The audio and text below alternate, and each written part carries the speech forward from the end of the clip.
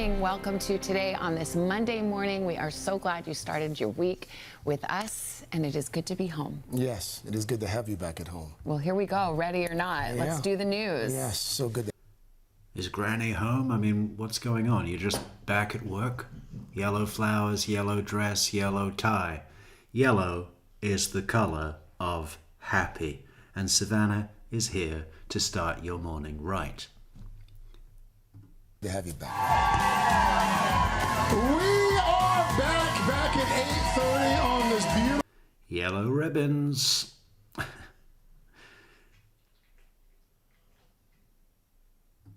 Monday morning, and it's a special Monday morning for us and for this crowd as well. Special because we're welcoming back our North Star. Lively, isn't it? A bit of a lively occasion. Savannah Guthrie's back. Not with her mother, but she's back. Yeah. SG, come on out here. Come on back up. Who's the jazz man? For this crowd as well. Special because we're welcoming back our North Star. Yeah. SG, come on out. Somebody hand that guy a baritone sax right now. Out here. Come on back up. Yellow, happy, brave, heroic. I've been in the desert for 2 months with 3,000 journalists shitting in the desert outside my mother's house. The sheriff ordered pizza for the whole film crew. To the house. Good morning. Good morning. They've been waiting for it. How does it feel? These signs are so beautiful. You guys have been so beautiful. Little small. I mean, I saw bigger signs outside the fucking Depp Heard trial. A lot more people, too. Well, I've received so many letters, so much kindness to me and my whole family, and we feel it. We feel your prayers, Yeah, so thank you. yeah, we feel it from the 40 people standing behind me. The well-wishers. What did they do? Go to a local community center and say, hey, you got any,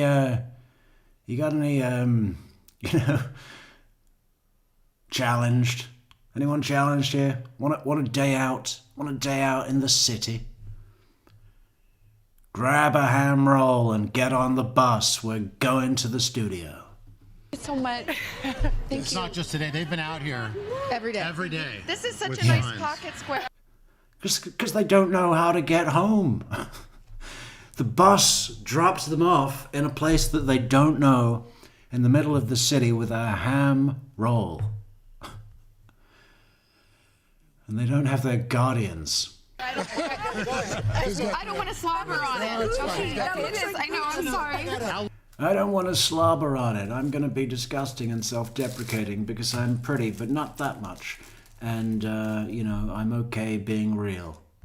Message to the world. Okay to be real. There's a million of them. We love you. It's okay to grieve. It's okay to be brave. It's okay to return to work with a lot of happy, with a lot of cheering and a lot of yellow accented colors around just everywhere. Not just flowers, but ties and dresses and ribbons and all sorts of things. Hey, thanks for watching. And don't forget, you can catch the Today Show. Thanks for saying thanks. So what all went on with Guthrie? Because I haven't even looked. I didn't really care that much in the first place. I mean, I thought it was all very weird. But, what's the weirdest thing for me is Savannah, what are you doing? You got to think, when you're on TV every day to the entire nation with basically your whole list of roles and responsibilities is keep the public docile. Just give them enough. Just give them enough that they shut the fuck up, okay? And let us do our thing. With managing the civilization, okay?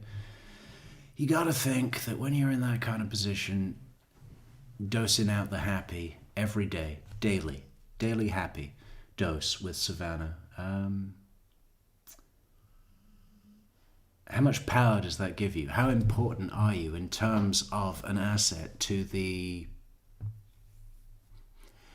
well, you know, the interests, which are all economic, basically.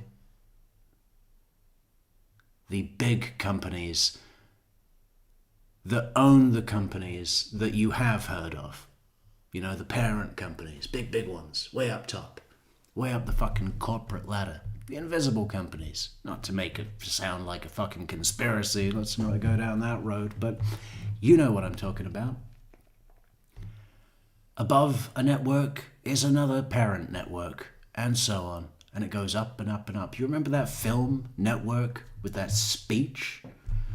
We're not going to play it for risk of copyright infringement, but maybe we could bring it up as a... well, we'll come back to it. Let's have a look at some weirdo Savannah being all grief, and then angry, but then grief, and then... you know, accepting whatever, all this various stuff that she was putting out. What do we search for? Savannah Guthrie. You know, it's obviously Rolo. All this shit about a fucking ransom letter and a masked man and a fucking... What? For what? I've never heard anything so ridiculous. And then that video of that guy that in the balaclava, everything brand new from Walmart that day. Okay, yeah, that happens. What do we search for? Savannah Guthrie press release. Whatever, press report.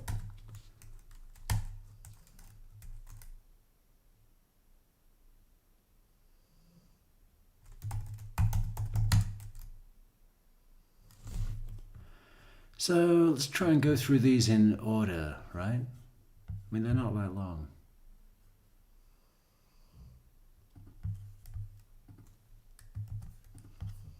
I think this was the first one.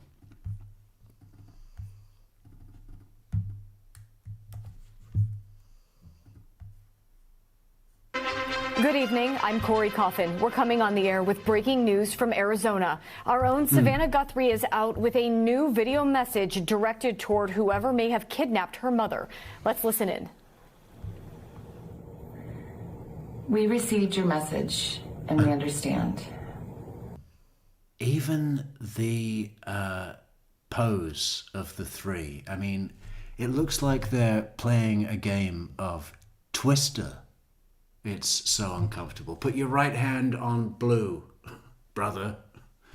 And now, Savannah, you put your left leg on yellow to match your dress.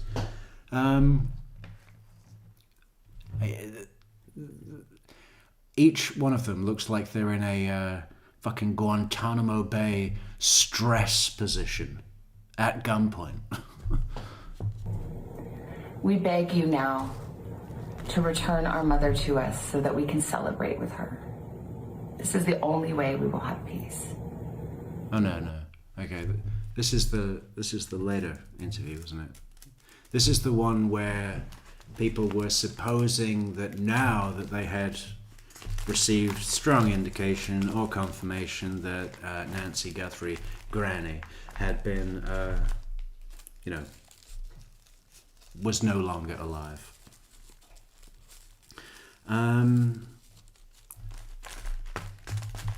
But then it came back to a hopeful message later, didn't it? I mean, what the fuck? She's all over the place. And This is very valuable to us, and we will pay. Now, police have been looking for Nancy Guthrie for more than a week now. She was last seen last Saturday, dropped off by family at her home in Tucson, Arizona. NBC News' Dana Griffin is on the ground in Tucson for us. And Dana, bring us up to speed on the latest in this investigation. Yeah, so Corey, the latest is last night we saw investigators return. I guess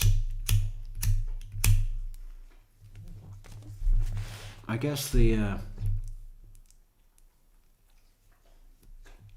mainstream thinking would be Savannah Guthrie wouldn't get involved in anything nefarious, even if Rollo did kill Granny. She wouldn't cover for him or her sister. Because she's got a lot to lose. She's a high-profile figure. She's got all those networks jumping all over her. She's bringing in a shitload of money. And why stop there, right? I mean, go all the way. Go as far as you can. And what was I going to say?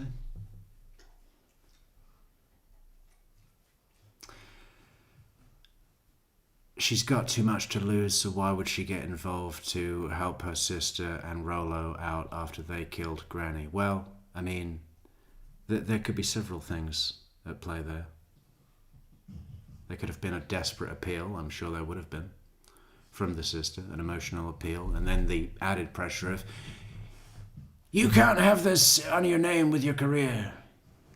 This will ruin you. If you turn me in, you'll go down too, because of your career and your face and your job.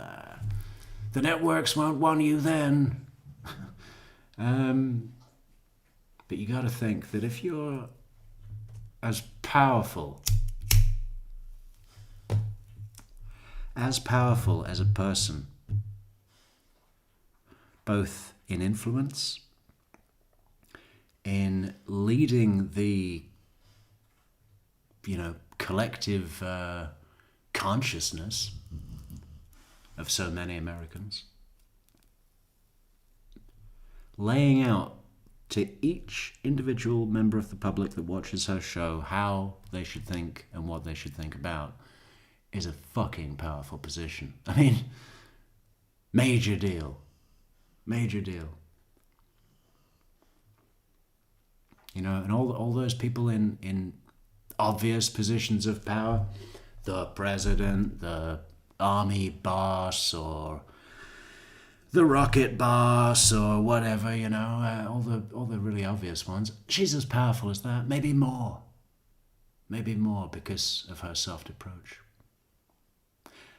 And that's valuable to her, to the network, to the nation, everybody. She's got panic buttons. She's got people she can call in any situation.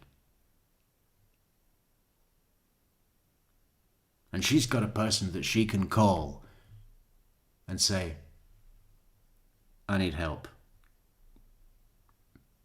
My sister and Rollo killed Granny. What do I do?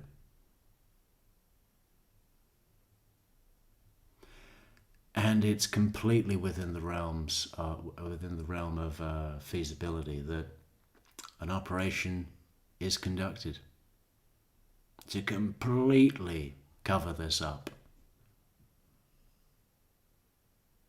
including the FBI, including TMZ, including everybody. I mean, and it's not even well done. You've got Sheriff Nanos fucking around with cacti. I mean, what is all that about? To Nancy Guthrie's home, where they spent a lot of time collecting new potential evidence. There's video showing them on the roof, on the grounds, literally searching every inch of that property. Now, investigators have not... Well, I wanted to get to just Savannah, because her later, maybe on her Instagram, that's where they would all be in one place, isn't it? That's a good idea. Check it out. and then we'll go to the chat. Hello, chat. Savannah.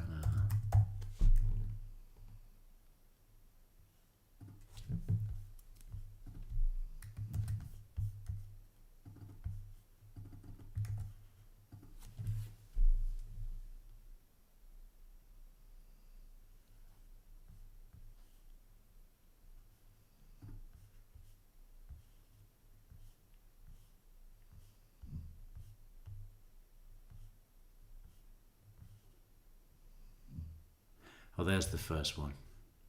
That's not a video. Oh, what the fuck?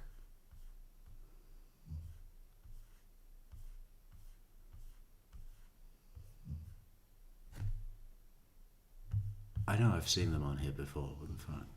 She's taken them down. Consciousness of guilt. Yellow flowers.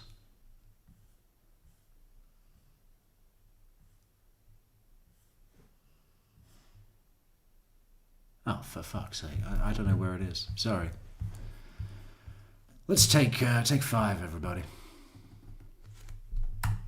Go away, start watching another video by another creator, get really into it, but then stop. Even when it's just getting really good, come back here at that point.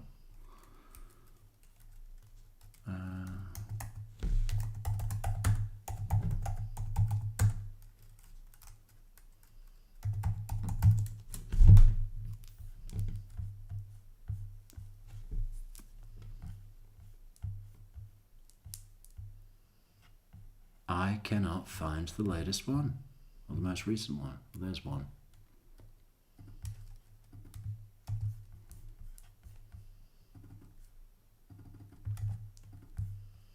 All right, everybody, we have breaking news. We have just received a brand new video from Savannah Guthrie as we are a little over an hour away from one of the deadlines in the letter for this ransom payment. We're getting it ready. A little over an hour away from one of the deadlines in the letter, the Bitcoin ransom. That's another thing. This whole situation has really thrown some mud on the regulators of cryptocurrency, right? It's aligned the whole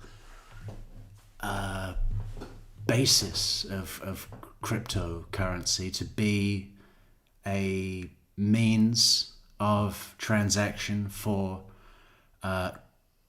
kidnappers of international celebrity grannies. And what could be worse than that? Nothing. You know, who will be next? Another mother.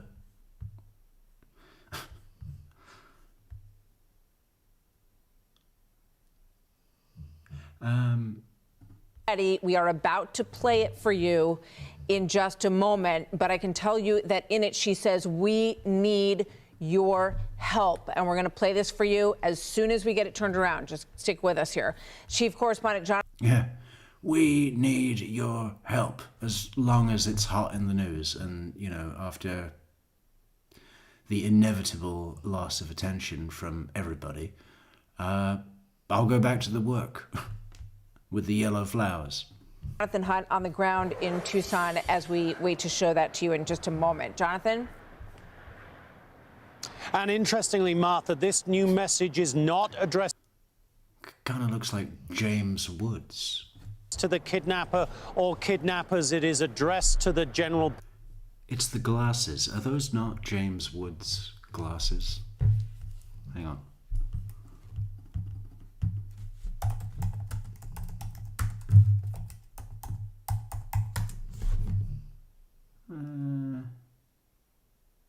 No. No. Oh.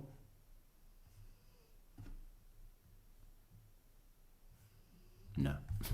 public. In it, Savannah Guthrie thanks everybody for their prayers. She says, we are in an hour of desperation. She said that we, the Guthrie siblings, believe our mother is still out there. Yeah, there's a lot of that purposeful alignment language, isn't there? We signed the Guthrie family, all Guthrie, all not guilty Guthrie family.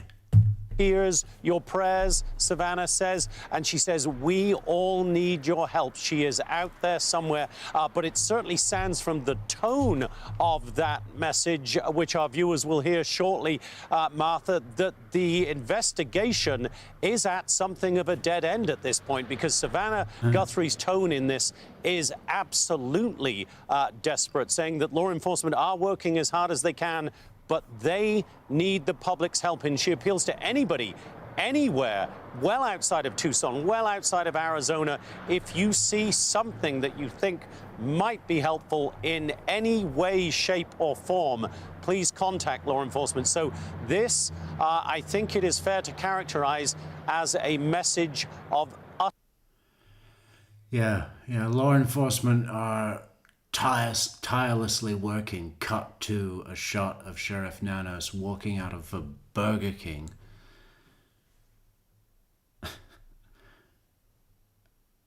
And also gonna stop at Wendy's because he likes their onion rings better.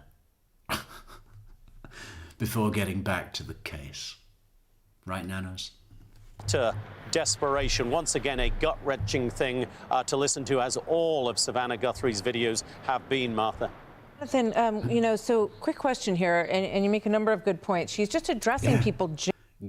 Gut-wrenching in their sense of inauthenticity.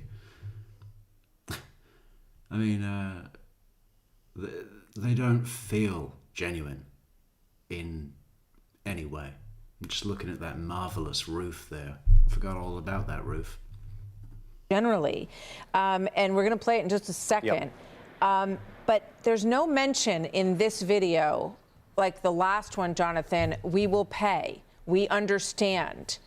So what might this signal? I mean, I know you don't know the answer to this. We're just, sort of thinking it through about this pending ransom time and whether or not perhaps they do not put credence in that anymore, potentially.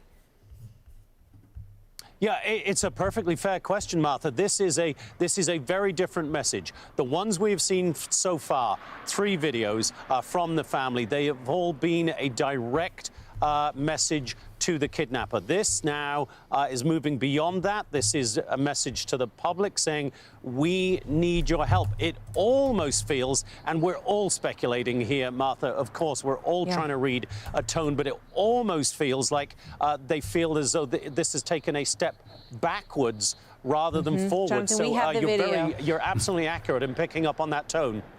Thank you so much, Jonathan Hunt. Let's play this video. Stick around for a second. Let's watch this. Hi there, everybody. I wanted to come on and just share a few thoughts as we enter into another week of this nightmare. I just want to say, first of all, thank you so much for all of the prayers and the love that we have felt, my sister and brother and I, and that our mom has felt. Because we believe that somehow, some way, she is feeling these prayers and that God is lifting her even in this moment and in this darkest place. We believe our mom is still out there. God is lifting her up. God is lifting her up out of a mine shaft where my brother-in-law put her. But I don't know nothing. We need your help. Law enforcement is working tirelessly around the clock trying to bring her home, trying to find her. She was taken and we don't know where. And we need your help. So I'm coming on just to ask you, not just for your prayers, but no matter where you are, even if you're far from Tucson, if you see anything, if you hear anything, if there's anything at all that seems strange to you, that you report to law enforcement. We are at an hour of desperation, and we need your help. Hey, Sean Hannity here. Hey, click here to... Hey, Sean. We are in desperation. We need your help. Okay. I mean, what are you hoping for? Someone, even if you're far from Tucson, yeah. Hello? Is this the FBI? I'm in Bridgeport, Connecticut, and I just saw what I believed to be a grandmother rolled up in a carpet, hanging out the back of a station wagon, an old station wagon. And they were driving north. Okay, great tip. We'll send an agent.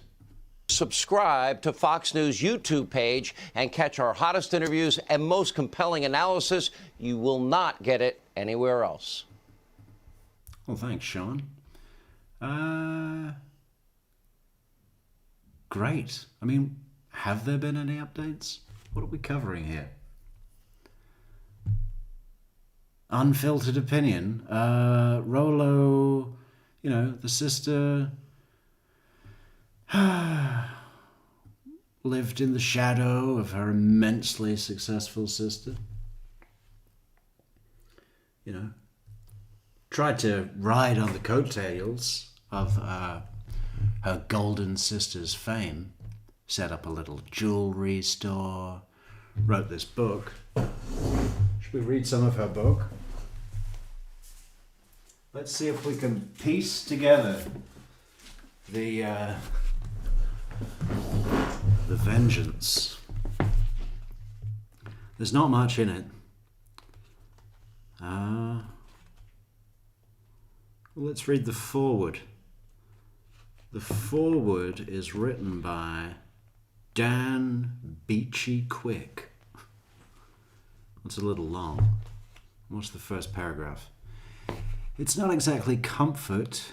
I've long taken refuge in Ralph Waldo Emerson's thought that the truest rule of the universe entire is compensation. Not, of course, that base form of compensation in which one's work is rewarded with easier satisfaction, money, renown, award.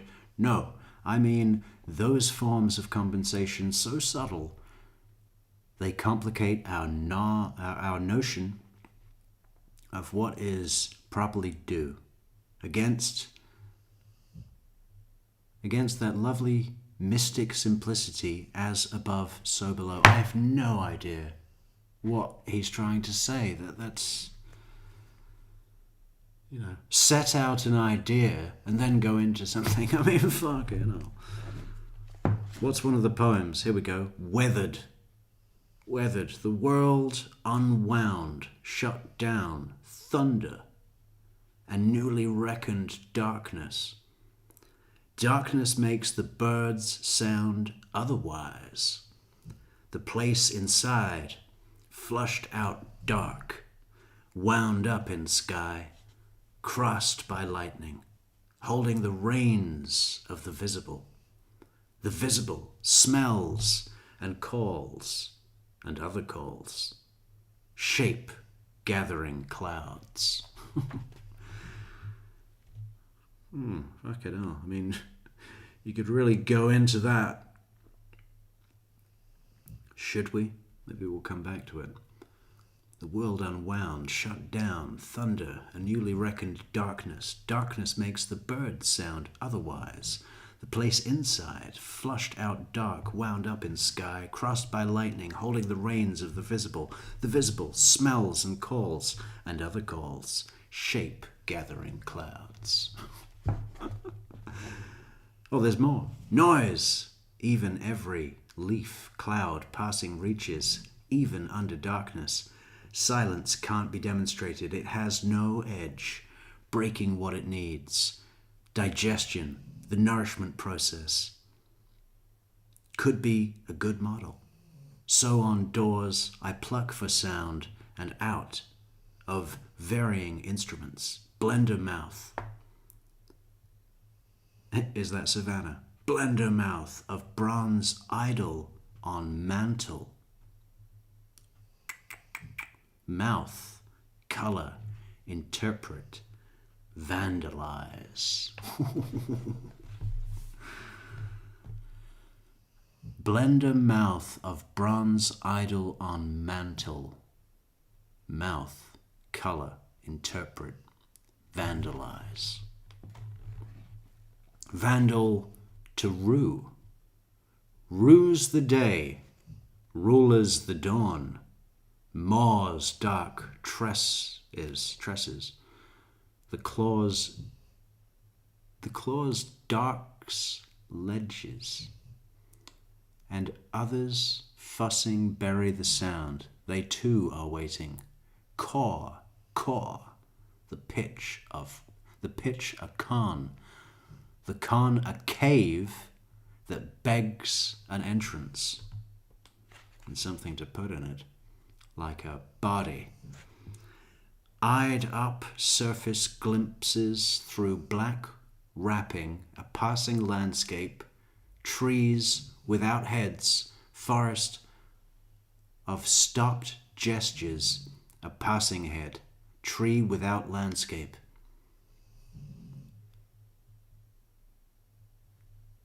Divested of posture, on the bank a beckoning, oily beak, tied with ribbon, one limb a shovel, slinging sand in the direction of an eye. From not being able to breathe to not being able to breathe. All birds are representative, and the scene impeccably lit to hold the beak, stroke down the fabric, feel it up, feel it quit. How long does this fucking thing go on? It's pages and pages. I've had enough. Okay, well, I bet she wished she didn't write that now. But, you know, she started a little jewelry store and wrote a book of poems. But I don't think she could even pay her rent, you know?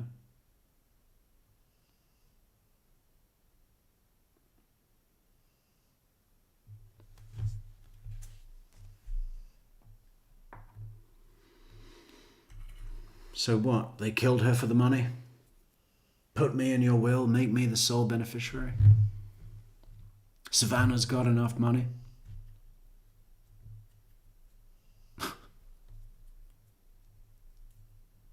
So what? I mean, did Rollo drop her off? He did, didn't he?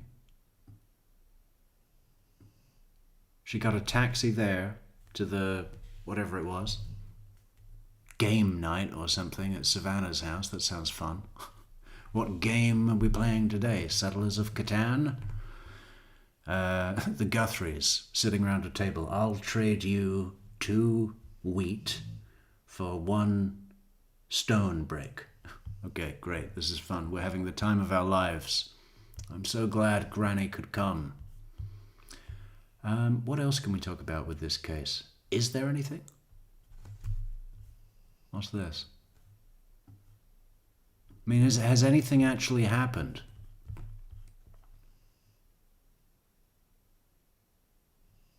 What are the other options? That there was a person obsessed with old people that was kidnapping them. Okay, yeah. I'll keep that in mind for a valid option. No. It's obviously just the family, and Savannah's come on TV and they've said, you've got to use your name, you've got to use your spotlight. You know a good lawyer, you know the best lawyers. Help us. It'll ruin you if this gets out. It'll ruin you. I'll go down and you'll be ruined. You know. I mean, you got to say that's the front runner. What does the chat say? Christine, hello, says, I'm not a Savannah fan. For permanent hosts, I would have chosen Dylan Dreyer or Carson Daly. I'd have chosen...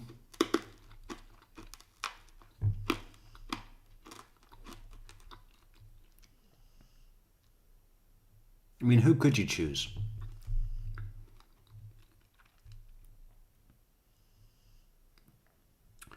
Who would be the best person to be a host on a morning show?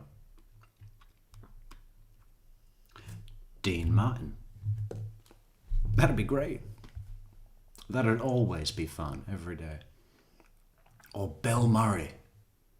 Waking up with Bill Murray. Bill Murray in the morning. Love it. What can we watch?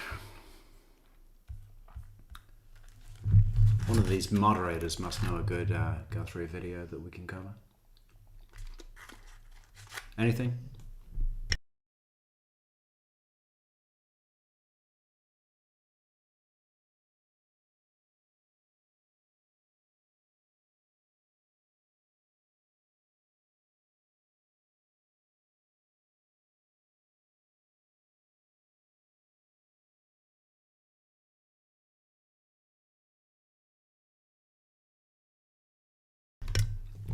Okay, seriously.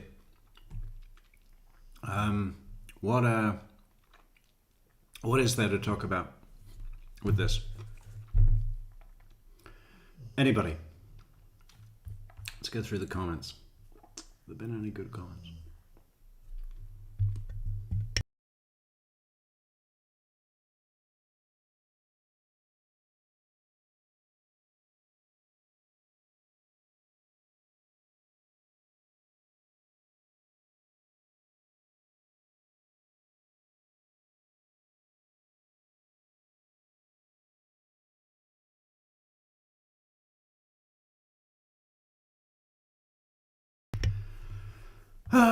You know, I would click one of these videos, but I guarantee they're all going to be the same, right? I mean, that was the fucking problem with the case. It was like every day people were like, now, we're about an hour away from the deadline, the Bitcoin deadline. The ransom note is in. It's being read out by the boss of TMZ live. What the fuck? But yeah. Yeah.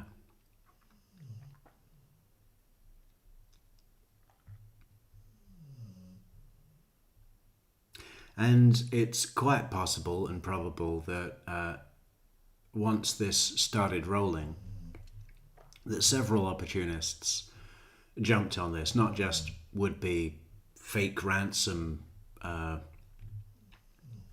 you know, note senders, but networks. TMZ certainly got some share of the airtime, didn't they? A lot. I mean, they were like involved. They were like the conduit for the kidnappers, the imaginary kidnappers.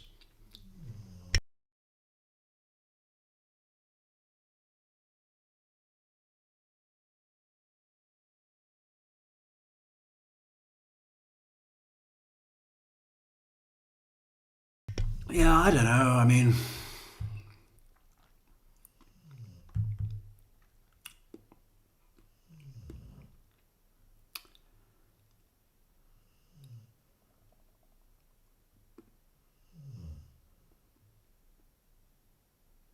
I don't know if I could give a fuck, really. I don't care. I just don't care. Savannah Guthrie's weird. Her output and her videos have every single one of them, not had an ounce of being authentic. And that's peculiar.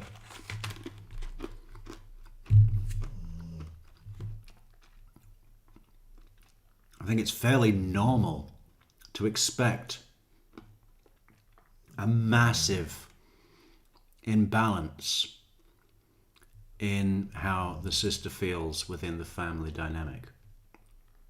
Oh, your sister is a national star known in every single household in America. And what do? You wrote this book, did you? That you sell on Amazon. Yeah? How's that going? Good. Well, maybe next year. How's the jewelry?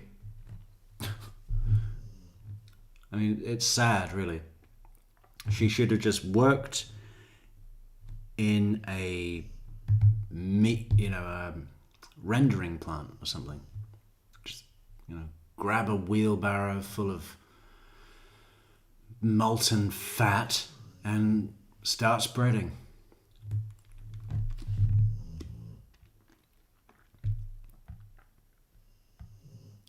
Yeah, so Rollo killed Granny and sister ran to Savannah for help. Somehow convinced her to help and be involved. Savannah made some calls, made some videos. Sorry for the crunchy. It's these damn cherry pastels. Once you have one, you have them all. What have we got here? I have Bill Curtis since I was a little girl and first saw him on TV doing live local Chicago news on CBS. Well, lucky you. What about what's his name? Dick Cavett. He's funny. Danielle Savoy, how you doing? Did you say she should have just worked at a rendering plant? Yeah. It's good, honest work. They either know exactly what happened to her and covering it up, or they faked it and are all hiding her somewhere due to threats.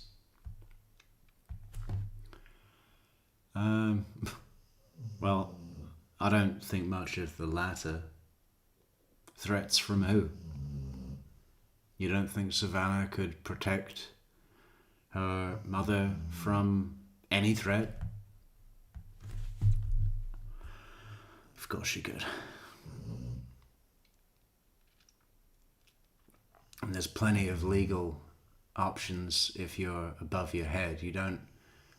I mean, just imagine the fucking cost to the taxpayer in terms of law enforcement resources that have been spent. Imagine, I mean, just if you grabbed all the money that those 2,000 fucking media reporters spent on toilet paper shitting in the desert, if you grabbed all the money that they spent on that, you could probably afford to send a rocket to Mars.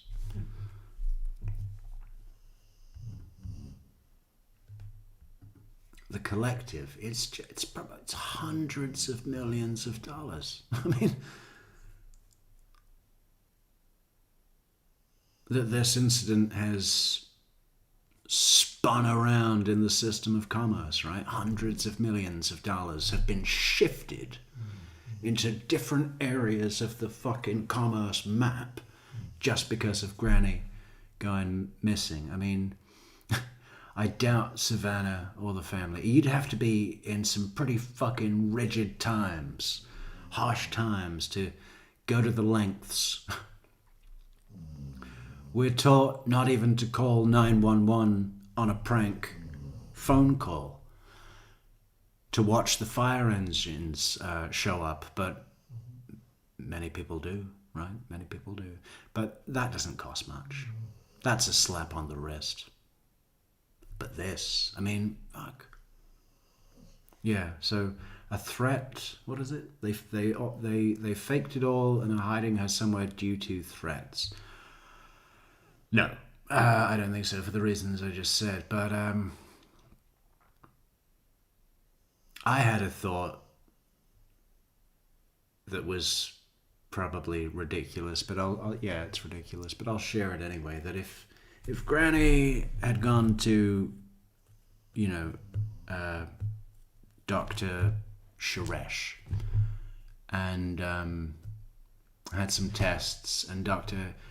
Suresh had come back in and said, "I'm sorry to tell you, ma'am, but you've got inoperable cancer, and you should be dead now, okay? The tumor is bigger than your lungs, okay? You're on borrowed time, so any day." And then,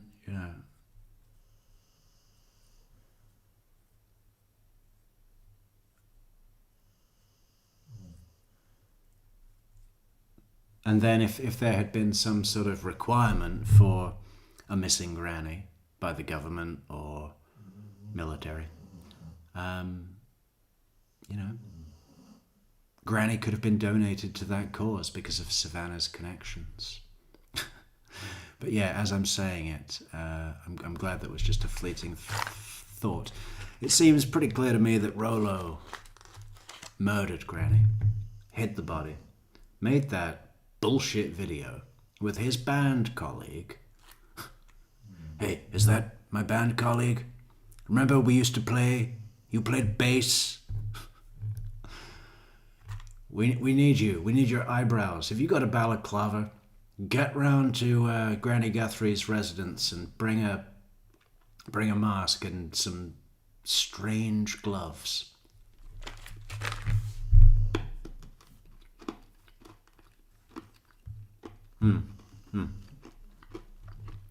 Christine says, perhaps not threats to her mother, but to family stuff due to Epstein and who knows what else. Yeah.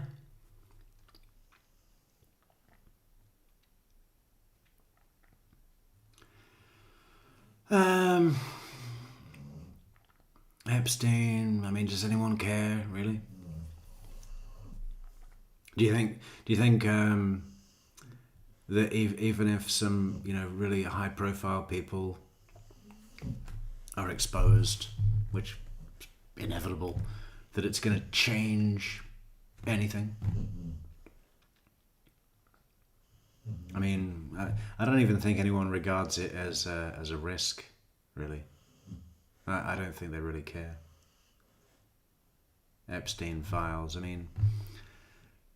does anyone give a shit, really? About what? I don't know. I'm not gonna read fucking Virginia Dufresne's book. I don't give a shit.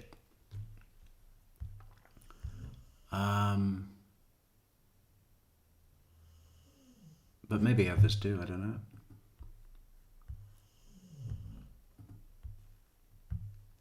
Nancy Guthrie was kidnapped, died. Kidnapper couldn't collect and offloaded her body and took off while the getting was good. So Nancy Guthrie was kidnapped, died. Kidnapped her couldn't collect and offloaded her body and took off while the getting was good. Yeah. Occam's, yeah. That is the only other option that is even approachable, I'll have to say, yeah. But is it the Occam's razor? Is that the I forget how to describe it, but is that the route with the least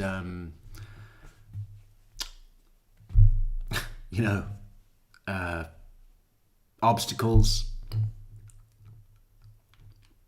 Because for that to be established, we've got to establish that there was someone that thought that they could kidnap Granny for a ransom. And the problem with that is, okay, Nancy Guthrie is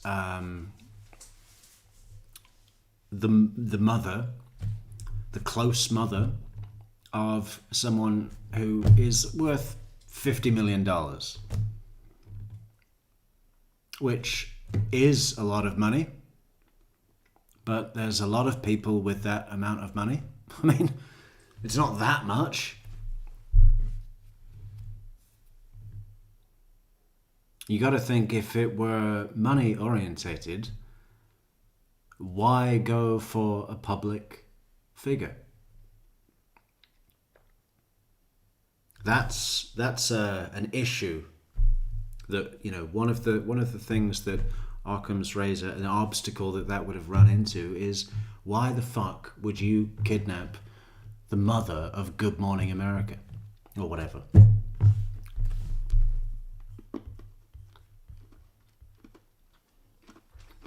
It was the dumbass that thought he could cover the Ring doorbell with foliage. I don't know, I mean, that footage has got decoy written all over it.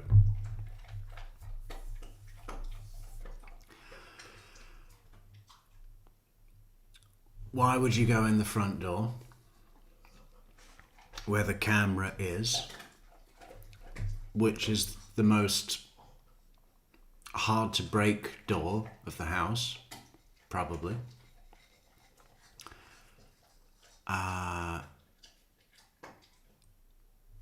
He had a key? Really? I mean, what, from one of his landscaper mates? Hey, you working at the Guthrie house? Been working there long? You got a key? Can I take a copy? Because I might rob it, or rob the lady.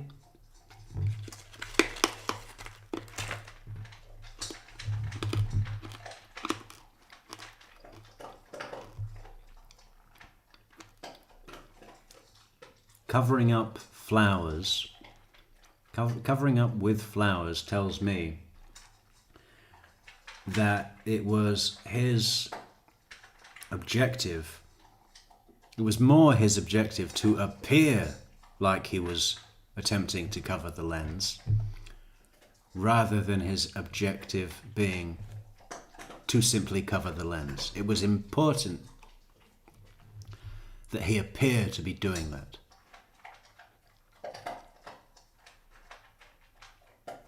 You could make that lens covered in a flash. But if you did it quick, by just putting your big fucking black glove over it, for instance, the image would just go dark, like that, super quick. You wouldn't necessarily see something, a difference between the feed being cut and the screen going black, and a black glove coming up very quickly and covering the lens, no light getting in. It would be the same effect on a recording of that video, right?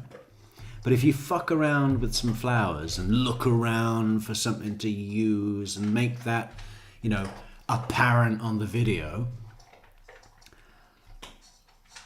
it seems that the goal of that was to be observed in your attempt to cover the lens. I don't care if that guy just got off the short bus with an ice cream cone on his fucking forehead. He would know that. Right? He would know, the ice cream cone kid would know, hey, you gotta go and cover the lens. He wouldn't walk up and pick up a bunch of fucking leaves. The objective was to be seen covering the lens, not to just cover the lens, right? Let's establish that. Why would that be your objective? Because you wanted to make it appear that someone, whoever it was, all masked up, that came into the house, did not want to be seen, which may be obvious, but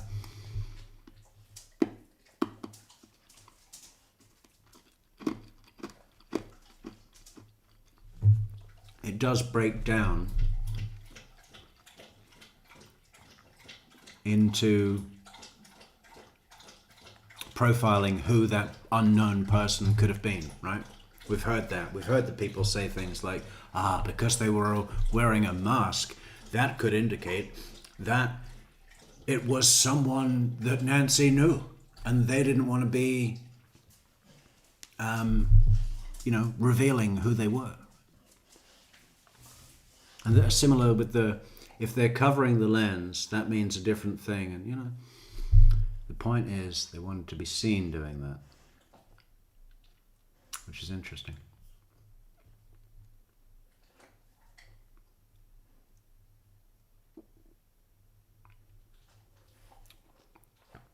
And also, any fucking dumbass knows that going around anywhere with someone who's 85, or what is she? Even more than that, 80 fucking 8 or something, is really old. Any moron, even the ice cream cone kid, knows that old people are,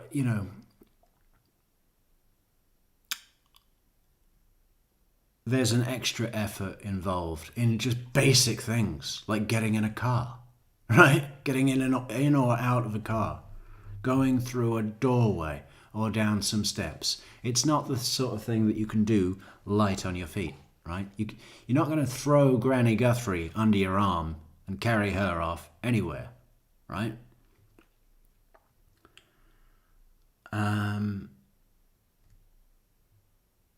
She would either need to be wheeled or bagged. But if, then you'd need 2 guys, for sure. But,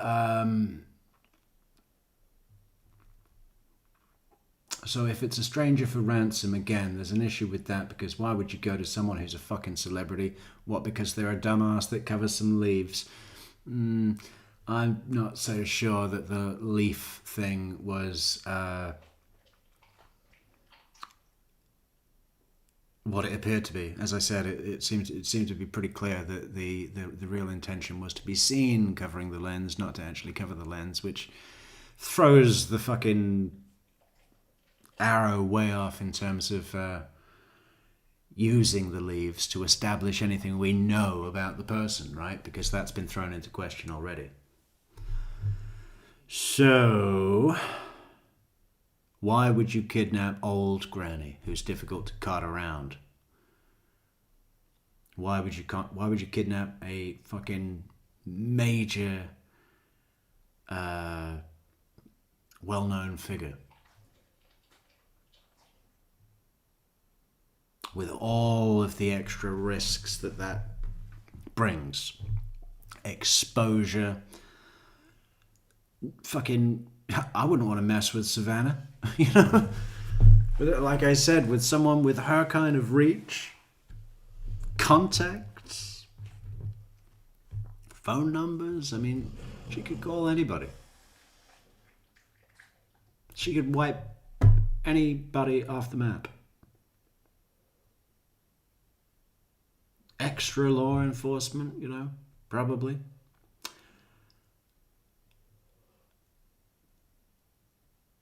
There's so many. If it's just a random who selected someone to kidnap,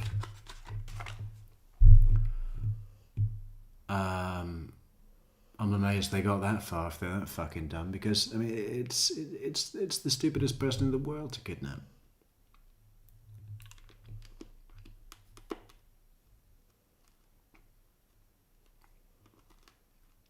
So what else?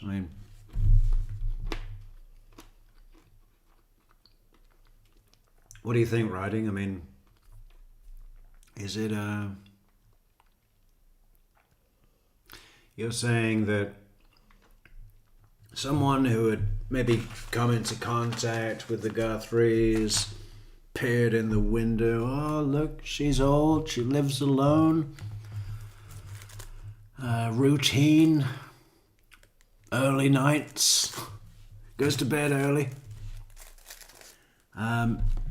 I'll kidnap that Granny and phone Savannah up for a nice ransom on Bitcoin.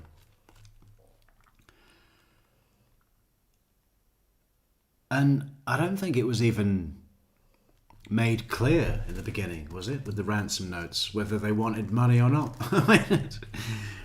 Well, they didn't put an amount or something like that, or it was a strange amount. I think that's what it was. It was quite a modest amount to appeal to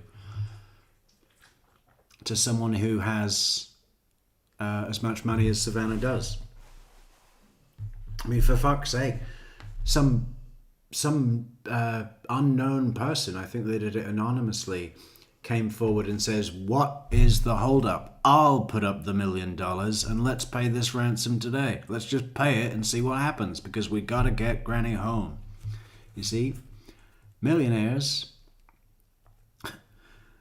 that's when you know you're doing well, when you can anonymously pay a $1 million ransom for somebody else just because you want to bring Granny home.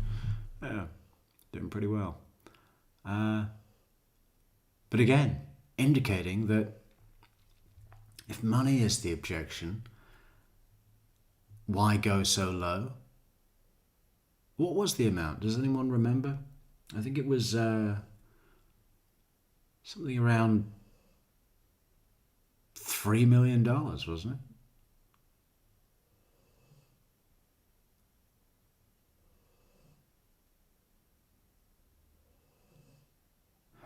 Anyway, the random kidnapper thing,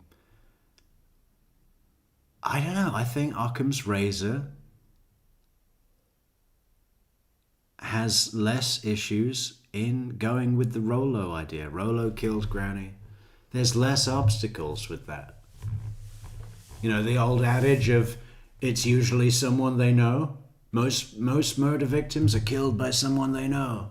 And okay, maybe, you know, maybe this would-be ransom kidnapper was a gardener or whatever, knew in that capacity. But I don't think that's what the adage is pointing out, is it? It means someone fucking in your immediate family or close blood relative, girlfriend, whatever, boyfriend.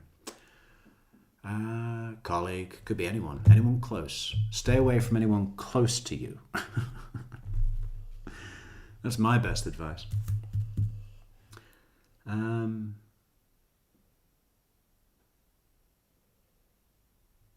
Yeah, I think that there's less issues, there's less problems to solve in the theory of it was Rollo and Savannah covered it up.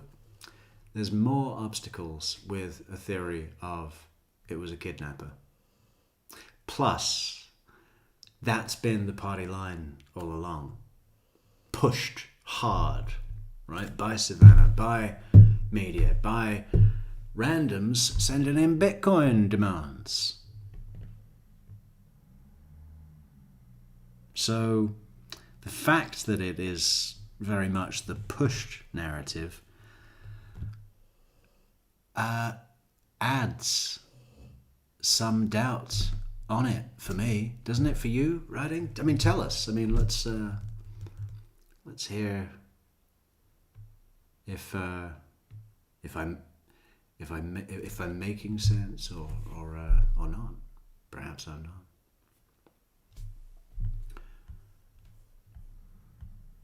But yeah.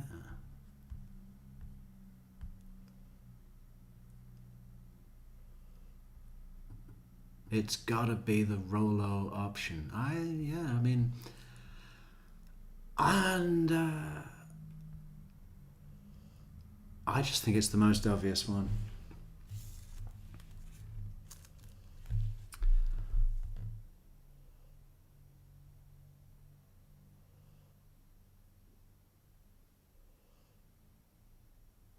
But yeah, I think maybe we should stop even talking about it because I mean, I don't care. And I'm uninspired by anything that I could even possibly, unless someone knows a good video on this subject to look at, I don't just don't care to find one. I don't believe that I would find one, which is what kind of puts me off. I mean,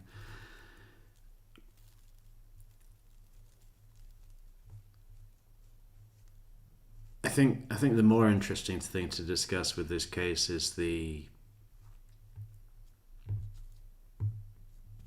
sudden sweeping effect where it was all that was being talked about for, what, 2 weeks? All those media reporters and all the stuff that was coming out about the sheriff and how he reprimanded his deputies and so on. I mean, that was a bizarre feature. Then you had I don't know, TMZ. I mean, but I don't care. I can try and find something interesting about it, but I don't give a fuck. So what should we cover instead? What's a good case that we can all give a fuck about?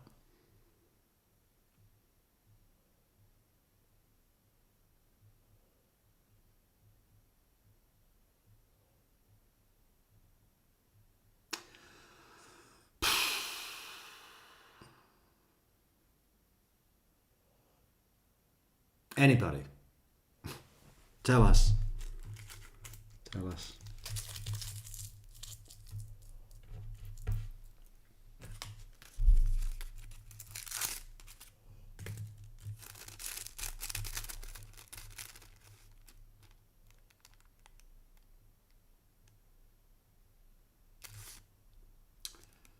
Oh, you don't know who Rollo is, Michelle? Rollo is the boyfriend, or the husband of Dark Guthrie.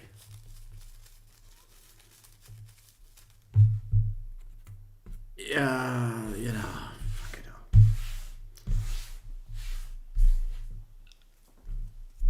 I just don't care. I need to do something else.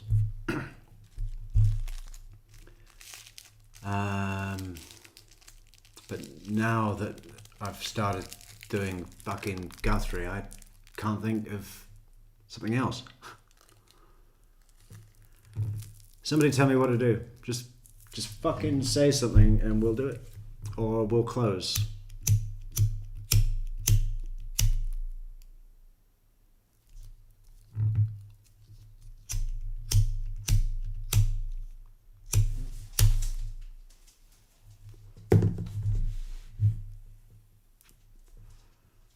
Right, maybe if we ask one of those fancy questions. We've got to have a fancy question.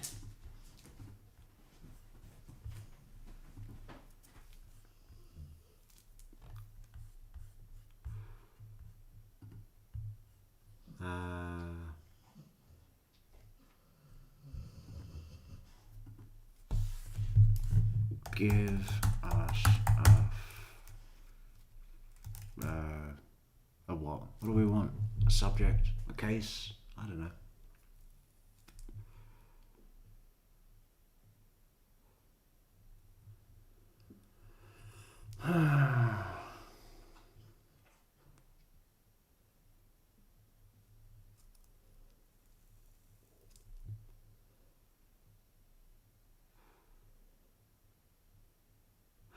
Okay, I'll tell you what we'll do. We'll do a dry run of something that I've been putting together. But now what we want to put together is a 2-part special. The first part is going to be how Wendy talks to women. Right?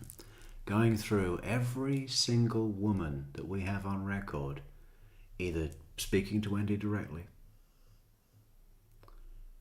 or having those women report on their previous interactions with her. Because Wendy Adelson goes around the people in her life identifying core character archetypes for the people that will play roles within her plots and plans, right? This person will be my mentor. This person will be my adversary. This person will be my servant. This person will be my supporter. This person will be my groupie. You know, she not adopts. She assigns roles to people, and then adapts her own character to play on the role that she has assigned a player in her life. And if she cannot find a role for a particular individual in her life, they do not have one. Right? There's no, you're either cast or you're out. Okay? Great audition, we'll call you. That kind of thing. So I thought it might be fun to go through each. Well, first we'll do all the women, because there's a big difference with Wendy Adelson in how she treats men and women. And, you know, I think it'll become clear. I'm not exactly sure where it's going to go, but we're going to identify the people, the roles that she does assign to people, because she repeats them all throughout her life. She's got a set group of players, of characters, stock characters in a bag, right? A list. And if we learn that list and what each archetype character is designed to do, we'll see her apply the same role to other new characters in the future, should we see her again. I hope that we do. You know? It's a pattern behavior. It's pattern behavior. And if we identify it, we learn more. And if we learn more, we're safe. So let's just do that. Guthrie. I don't care. I don't care. I just don't. I'm sorry. I don't care. I don't care. So, well, I haven't. Let me see where it's at.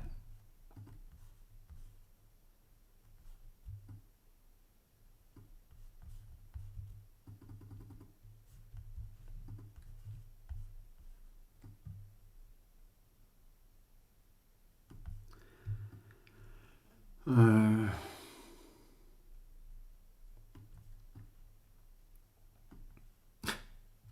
my God.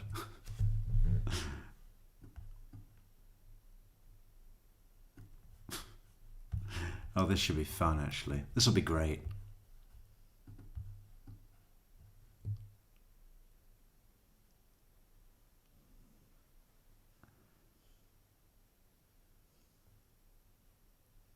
All right, well, we can do, let's do 45. 46. Cut.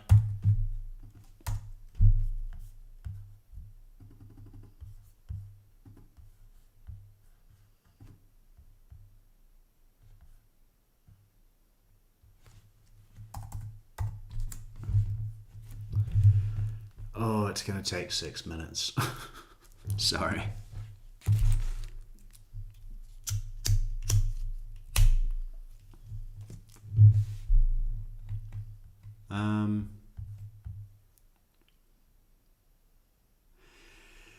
Yeah, so people keep talking about cases coming up. Are there cases coming up? Because calendar looks pretty clean until August when stuff starts happening. And I don't know. August is a summer month. I thought a lot of courts shut down in August. Now everything starts in August. I'm not so sure. I'm smelling a continuance or two. So trials.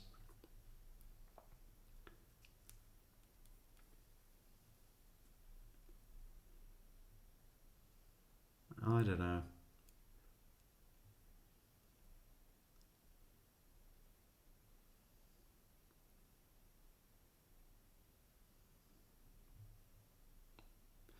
We're waiting. We're waiting. Well, I suppose we can play something while we wait. Another Guthrie.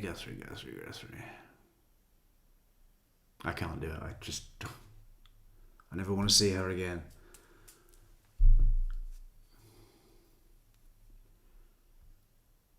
Veggie Girl.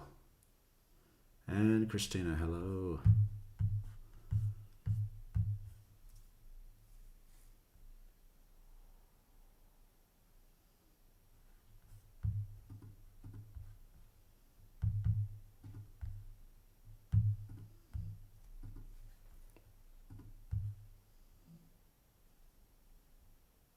Teepe is going to be a great trial. Teepe is going to be a great trial. Okay. So what's that then? These kids today talking about the Teepe trial.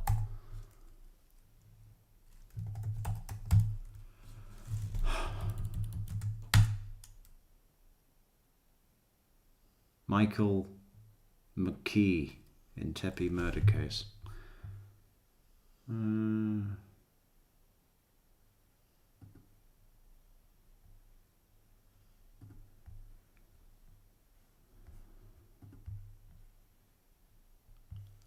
newly unsealed search warrant affidavit provides limited new information in the investigation into the deaths of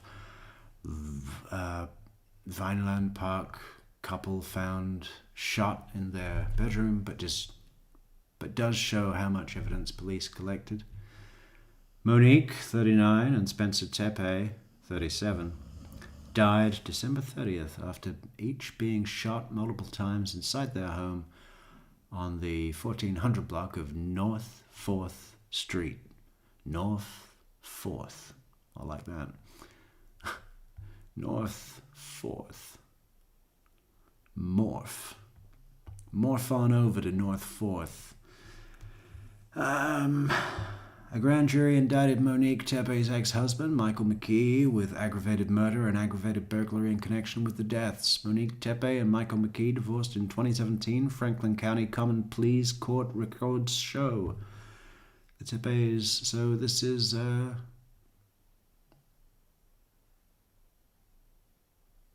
Columbus.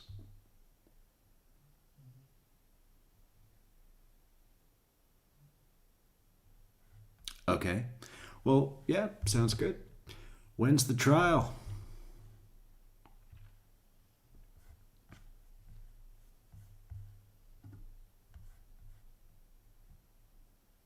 Ohio State University. You see, it's not North Ohio State University, like the pattern of university names in Wendy's fictional book. Good. Teepe, write it down. You mark the calendar. We should find out when it is. When is the Teepe trial? A specific trial date has not been set. Okay. The status conference was held on April 16th. Cases in early discovery phase. So a year or two away. Okay. Trial in 2 years. Okay, good. Fine. So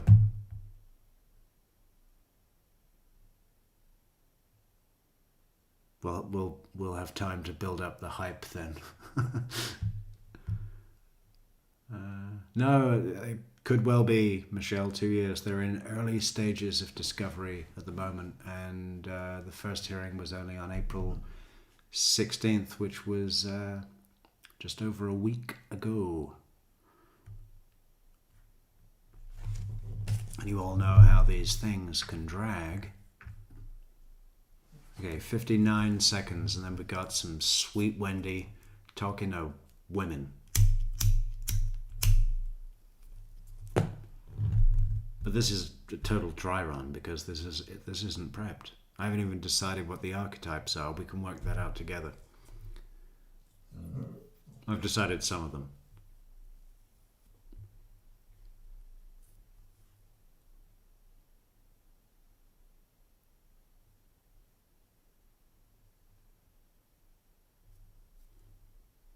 But I think it'll be a nice way to go through some of her. And you know, every time you come at Wendy's interview with a new thing, with a new focus or a criteria to analyze, it changes the way it changes the way you see other things that you're not looking for. I mean, all sorts of things come up. We're not done with this sponge. There's a lot of moisture in the sponge.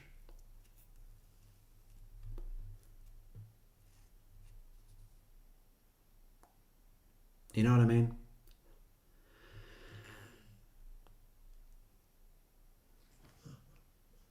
I find it difficult to understand why anybody would look at Guthrie. I mean, why is anyone here? You saw the Guthrie thumbnail. I mean,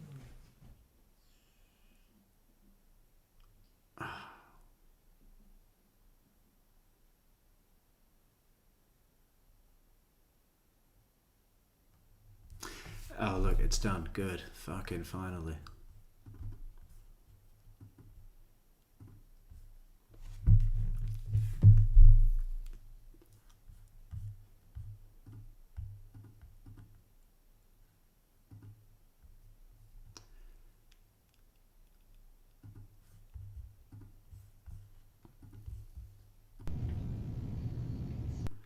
So it's quite nice because all the clips have Wendy sitting in a room breathing for a couple of moments before someone comes into the room.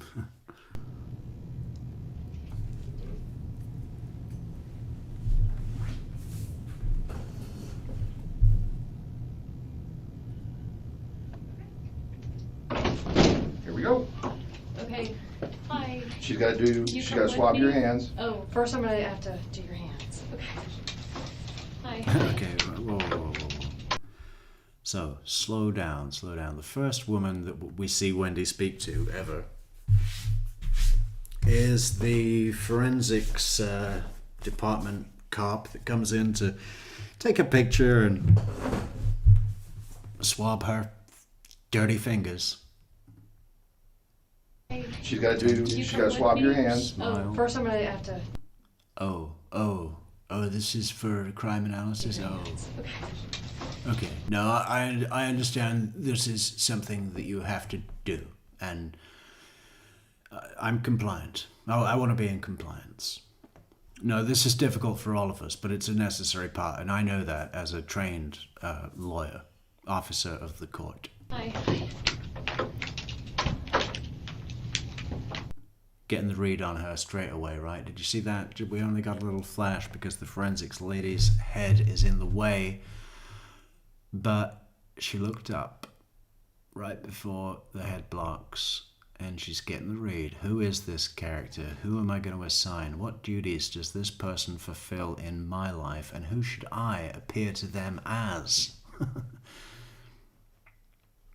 Hey Wendy, if you're listening, here's a question that you should ask yourself, and you should keep asking yourself this question until you finally find the answer. And the question is,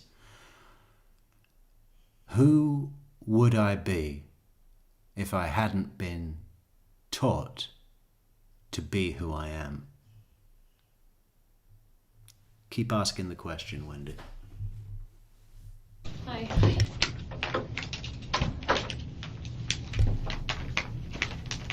Oh, missed it. Just a second. Hi. There.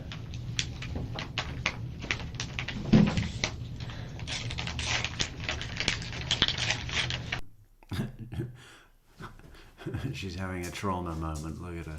I better up the trauma now that she's bringing out all of this forensic material to analyze my filthy fingers. What does GSR stand for? Gunshot. What does GSR stand for? Residue. Residue? Residue. Okay. Okay, whatever that is. This is a really hard job you guys have. Yeah, you have to put on gloves all day, I'll bet. Real hard job. How many gloves do you have to take on and off? Are those the new gloves? They're fresh on, are they? Because you threw the old ones away. That's a hard job. Really a hard job. You have to take things out of little sterilized packets all day and swab hands. Hard job this is. Hard job you guys have. I'm showing empathy. I'm caring. I'm a caring person. I'm saying, as a good citizen, I appreciate the work that you do, and I recognize the, the hard job. Can be. All right, right hand. Okay, and are you right or left-handed? I mean, she literally looks like she's having her fucking nails done. Right? Use the cinnamon gloss. The satin finish. Let's go with the satin finish. So, this is a very brief character in Wendy's life, so there's not much of an archetype to establish to this particular character, unfortunately, because she's kind of in and out. But it's very much the technician, right? Someone who's practiced in their work, which I, Wendy, know nothing about.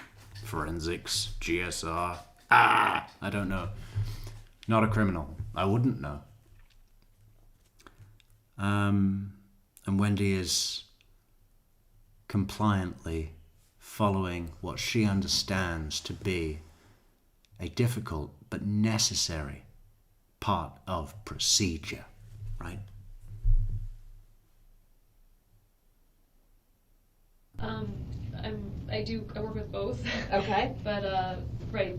Yeah. Are you left-handed or right-handed? That sounds like an opportunity for me to get in some of my, bragging.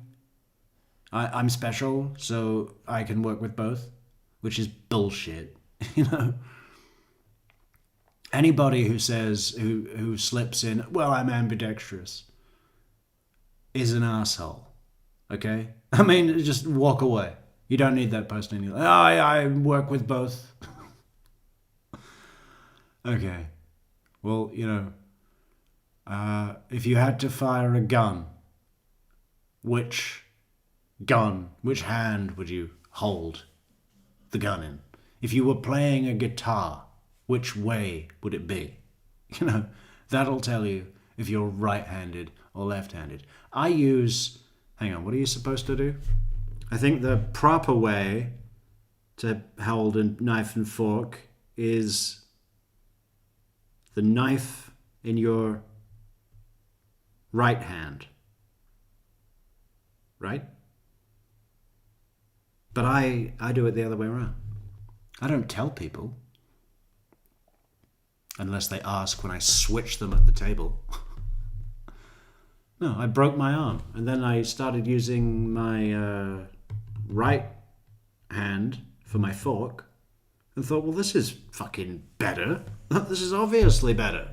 The fork hand moves more. You use your dominant hand for the fork.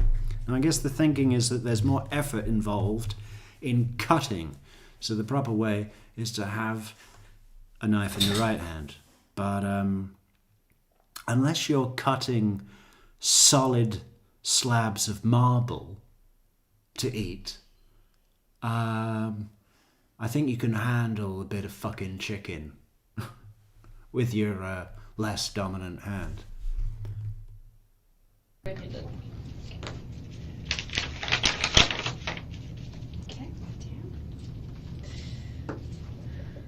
since noon today, have you washed your hands at all?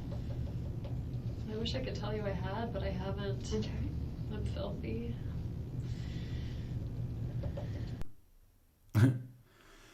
It's 3 hours, dear. Well, 3 hours 40. You know, unless you're working in a fucking hospital, it's okay that you've not washed your hands since noon. And a picture, correct? Yeah. Take a picture. I'm just gonna take a picture of my hands. No, No, of you. you- Just you just stand up, and then you can go to the bathroom. Okay.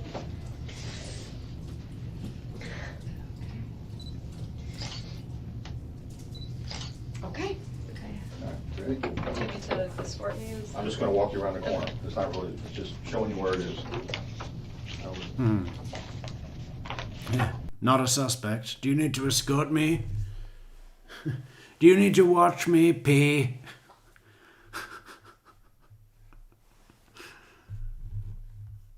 No. He's going to take the opportunity while you go in the bathroom to slip into the office break room and grab that extra bag of fucking Oreo cookies that he stashed at breakfast time.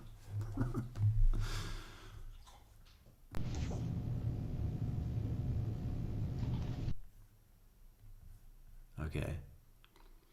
And of course the next individual is Sarah Latour.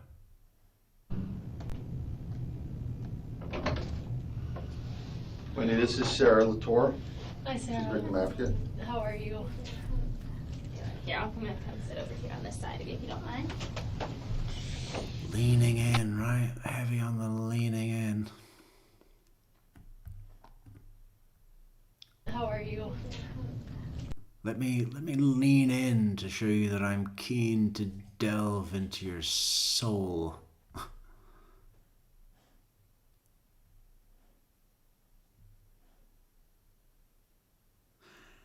And this Sarah Latour, this very young, very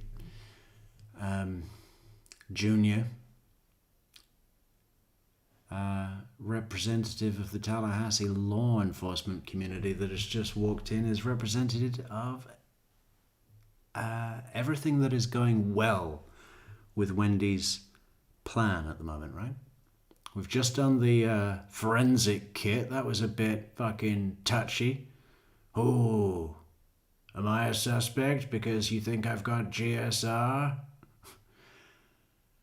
But Sarah coming in. Hello, this is Sarah Latour. She's your victim advocate. She's going to make sure that all your emotional issues are taken care of and that you feel safe when you go home free tonight. Soon. Let her know if you need anything.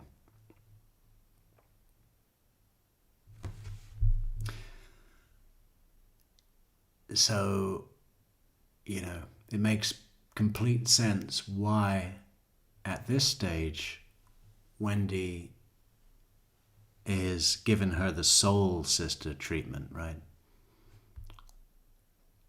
You want to sit down and dish? Let's just dish. Here, I'm gonna come sit over here on this side of you if you don't mind. So I have to meet you under these circumstances. I'm usually a lot more fun. I'm usually a lot more fun.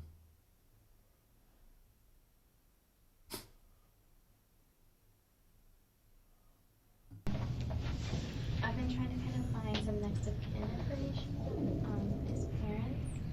Do you want their names? Yes, that would be helpful. His dad is Phil Markel. And they're in Canada. Correct? They're in Canada. They're in Toronto. Toronto. Uh-huh. Actually, he's in Aspen right now.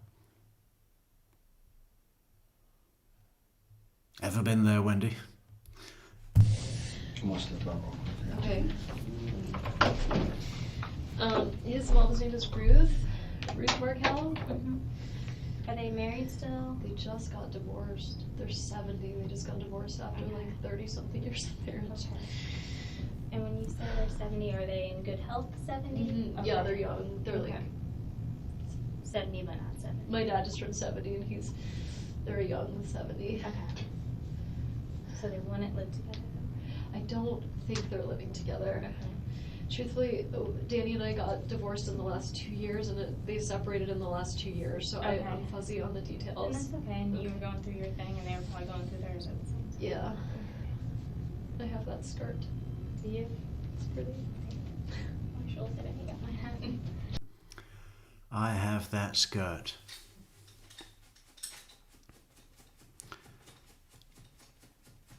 And I don't believe that Wendy does have that skirt. I don't believe that she has ever had a skirt like that. I do believe that Wendy frequently and for many years has used that line on other women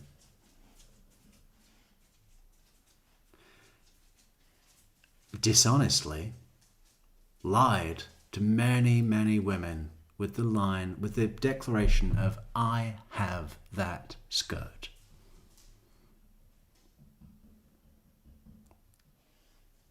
Right? It's a classic. It's a classic unifying, we're together, similar tastes. I mean, the really funny thing is when she starts looking at Sarah and saying, I feel like we could be sisters. Do you see that as you're looking at my face? And Sarah kind of looks at Wendy and goes, yeah, a bit. Because they share nothing about their look in common at all. I mean, Some people do. He has a sister that he's really close with. Is she in Canada too? And what's her name? Her name's Shelly Markel. Is Shelly short for something? It's not. Okay. Does she have an EY in there, or is it No, just... it's Shelly. yeah, I forgot to tell you, Sarah, if you need anything spelling, I'm here to help. I'm here to help you, Sarah. I'm sure you do this all the time as your job, but like I cannot believe this is happening. It's not a normal situation to be in, and it's never... Okay, so in terms of... you see, I don't think Wendy's really gotten to the stage yet where she has needed to apply a role to Sarah at this moment. It's not really been fun. She's already been introduced as her victim advocate, which, of course, Wendy knows is a very good signal that she's going to be treated as someone who doesn't know what the fuck is going on, and someone and treated with quite a considerable amount of care, to be honest.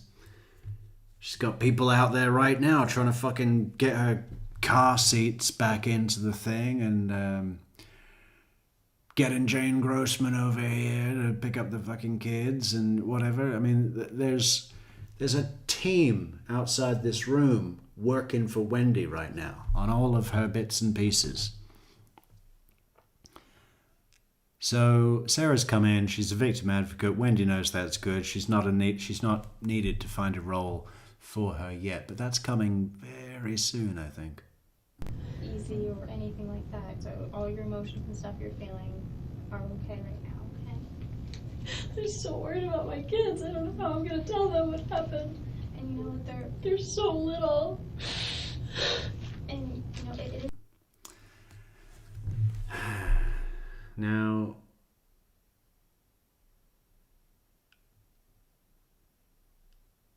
I think it's a fair assumption that at this point in time, Sarah Latour does not have any children. Now, has Wendy identified that? And now mentioning the fact that she has children to establish herself as higher in the hierarchy, you know,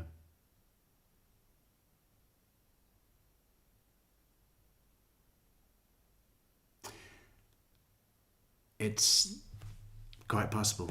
Second nature, though. I mean, she doesn't need to think, she doesn't go, oh, look, she's young, so I'll mention my kids to establish myself as higher because I'm a mother and she's not.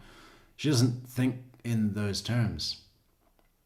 It just happens, but it's based on that. It's difficult sometimes for little kids because their perception of reality is They love their dad. Of course they do. Yeah. I'm sorry, you can ask me questions. No, you're fine. Talk to me about what you want to talk to me about. It's fine. I'll tell you what you No, you're good though. Like, I want to be here for you too. I can say very strong. I can't believe this is happening. Yeah, you said that. I don't understand and I'm very scared because if this can happen, like what if someone's gonna come after the kids? Like who did this and why would they do this? And from, what they're... Mm-hmm. Okay. And she's already, with General Ison previously, started to throw out this line of continued threat, right? Whoever this is, that I can't think of now because Jane introduced us, so that's why she thought of him first. But whoever this is, whether it's Jeff or whether it's Jeff, we need to find them before they kill anyone else. Most of all, my two young boys. That if he really wanted to hurt me, they would be his primary target. I want creative play school lockdown. Preschool. I want creative preschool in lockdown. No kid gets out of that building. They haven't had any indications of that. Do you think someone can watch the house where I'm gonna be with the kids tonight to make sure that nobody comes? She was going to say the kids. Do you think somebody could watch the kids? Because, Daniel Sack is going to Boston tomorrow, and this was meant to be our last night. Yeah. Do you think somebody could watch the kids? Because I've got a whole bottle of bullet bourbon in the car. After us? We'll discuss kind of that type of stuff. I'm going to make sure that they know all your concerns and fears. Okay? And you know what I was saying yesterday about the double dual purposes of every Wendy Adelson tactic laid out there, right? This is a great one. Because requesting police protection at the house, right, serves Wendy, whether that request is fulfilled, granted, or refused. If it's granted and they say, yes, we're going to have 2 cars, 2 squads outside your fucking house and a SWAT team down the road. Air support if necessary. You're going to be safe. That would serve Wendy's purpose because she requested it. She's not going to request it if she's guilty and wants to hide something or get rid of evidence that, some criminals might do, right? Might want to have the freedom and space to take care of those opportunities should they need to be dealt with. So, Wendy Adelson, when she throws something out there like, can we have police protection at the house? She's already established in her mind, that works for me whether it's a yes or a no. Because if it's a no, I got to get straight down to South Florida because I don't feel safe here because the police didn't give me protection. All right? And she's very good at that. And in some ways, possibly, potentially, her entire plan works on the basis of whichever way the chips fall is in my favor. It's pretty astounding if she's managed to conjure up a long list of multi-dimensional scenarios that all kind of fall like dominoes, one after the other, right? And somehow manage to create a chain of events where whichever way it goes, it eventually goes in her ultimate favor. If she did that, I mean, she does deserve some kind of an award. Just take stuff one step at a time right now. I know it's hard. I don't know how I'm gonna tell them. You know, I can tell you this. I think it's gonna be best coming from you. You're their mother, and you seem very educated and put together. And it sounds like you've gone through a lot the past 2 years. And but the kids have been doing so well with everything. They're really like happy, well-adjusted kids. There's so many people in their life that love them. I'm amazed she didn't tell us that she went to Cambridge. You seem very educated and put together. Oh, yeah, Brandeis. Magna cum laude, Brandeis. Masters at Cambridge. Yeah, I went there on a Truman scholarship. I think. And I get why I would be a suspect, but the idea that we were divorced, but the idea that I would ever do anything is like, I understand why they need to check, but. I understand. No, I understand. This is difficult for all of us. Procedure. I understand. I know why I would be. It's usually the ex-wife. That's what they say in all the movies and TV I've watched. It's usually the ex-wife. So I understand. But she still hasn't established Sarah's role yet. I mean, she's almost... You know what Wendy's doing at the moment? Hang on. Wendy is... It's almost like she's making herself the vacuum, right? For Sarah to select her own character, which will be made clear to Wendy before final casting, right? Because Wendy at the moment is calling for care, right? I'm in trauma. What am I going to tell my kids? Oh, I understand why I would be a suspect, but I would never do any blah, blah, blah. She's calling for care to the victim advocate to test what kind of victim advocate Sarah will be willing to be. And during that process, unfortunately for Sarah, obviously not part of her training, she gives Wendy a lot, way too much, of ego up, right? You seem very well educated and put together. And oh, didn't I see you public speak in a Red Cross lecture?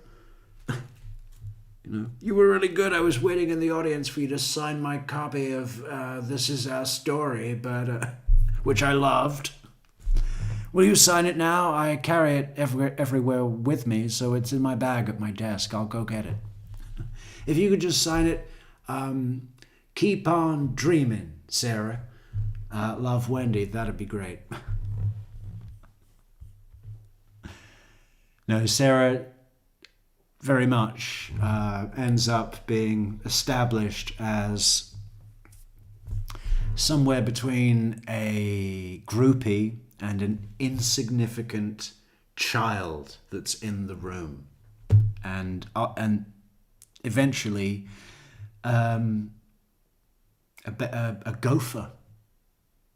Could you go and get my phone and something to drink? You know, and clean these tissues away when I'm gone. All of these tissues that I've used for my sobbing. You know. But it's a fairly good example because Wendy doesn't need to assign. She's already assigned a character, really. I mean, it's the victim advocate, which is a great signal to Wendy. Like, this is who I need to fucking relate to, right? I want a good rapport for her while it's interesting to me. It's symbolic of everything that says Wendy is walking out of this room free, right? So there's no rush. So Wendy adopts the vacuum model where she becomes the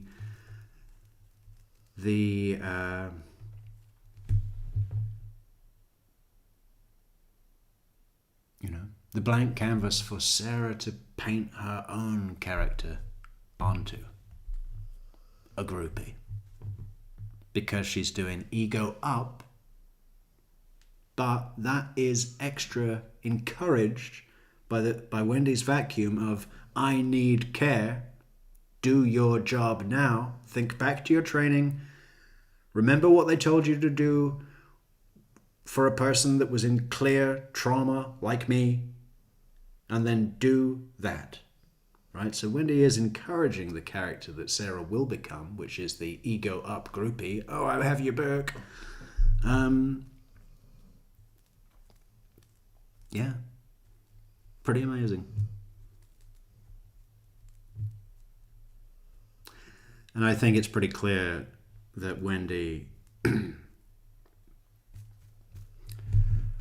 knows that she's not dealing with a threat. Although it did come close. I've said many times that really the only person in the room that seemed to me to ever get a sense of that what Wendy just did and said was weird, and it's making me ask questions. But I'm a junior in my role, I'm new to the workforce, and I'm not that confident to raise this to my boss, who's at the end of his career, about to retire, and just bought in a whole box of chocolate fudge eggs to the office for the colleagues to enjoy. I'm not going to break his heart. This could be his last case.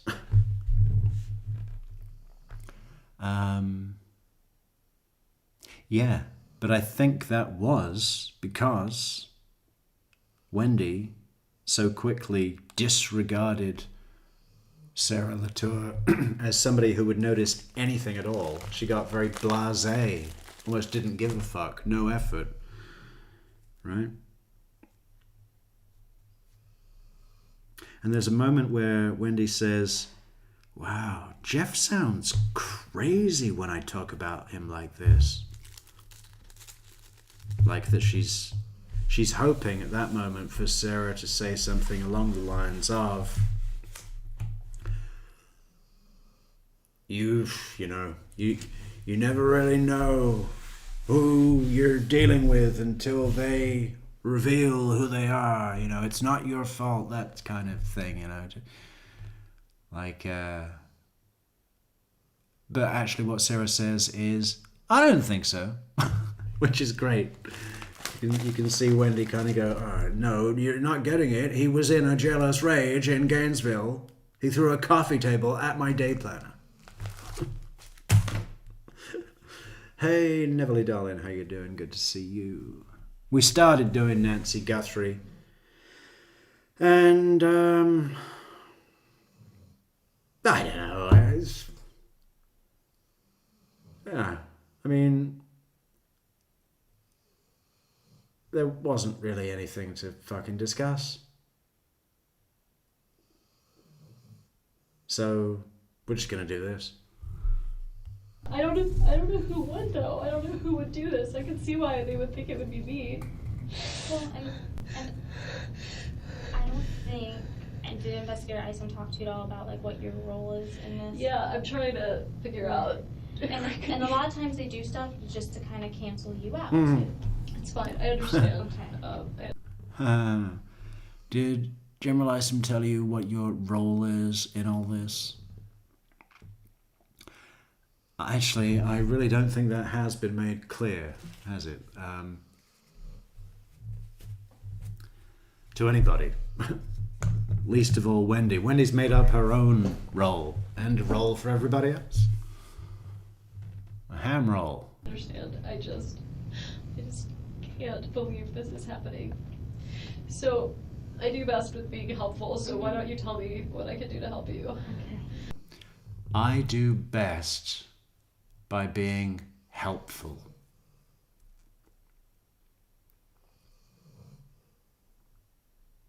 So why don't you tell me how I can help you?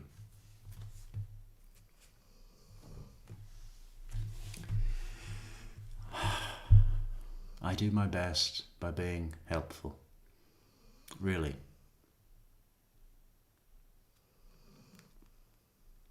Who is it that you're helping? I mean, you didn't help Jeff, did you? You didn't help Tamara. She helped you do all your classes, and you never took her out to dinner, even though you promised, because she's such a good friend. But she was helping you, and your parents help you. Your brother, I mean, when have you been helpful? You had Jeff Lacasse cleaning your kitchen floors while you were out fucking someone else. Well, give me the parents' names. I know you probably, if you have any of their phone numbers, I know you don't right now, probably from memory either. It's in my phone. I don't remember them. So we'll wait for...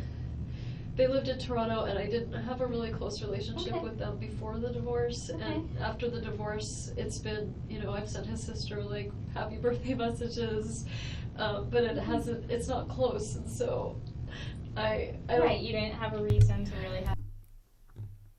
All right, let's imagine that she did send Shelley a birthday message.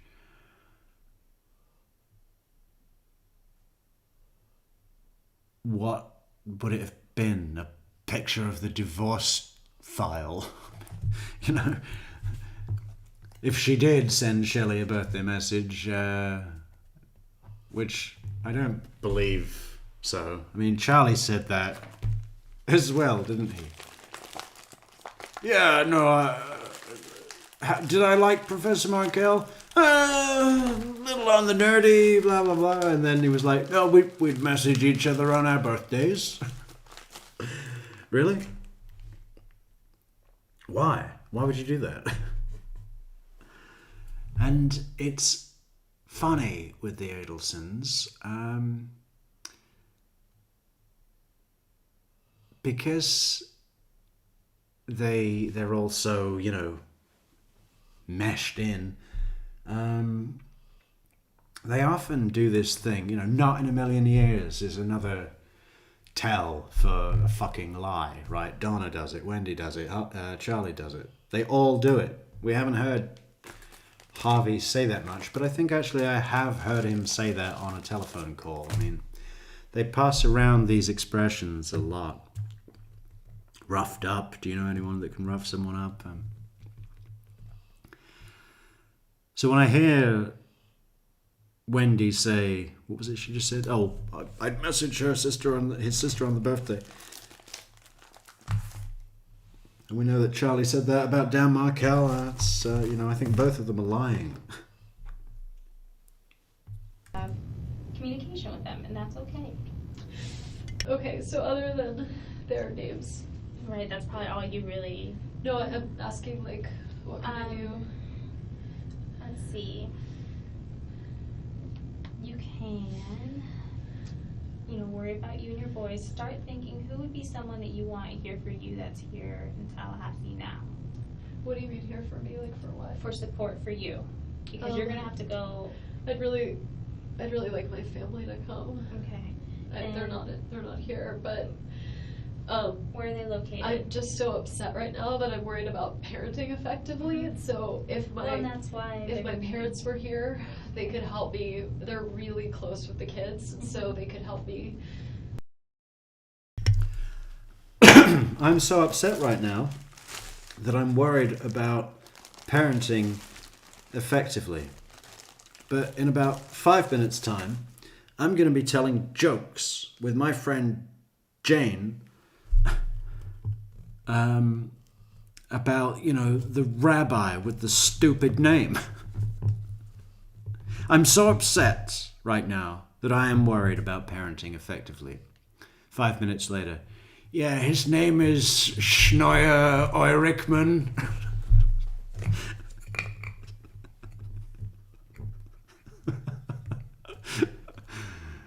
And the cop is like, oh, is that the traditional spelling?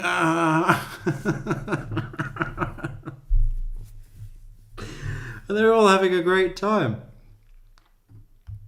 I feel like you and I look a little bit alike. Do you see this? Oh yeah? Yeah?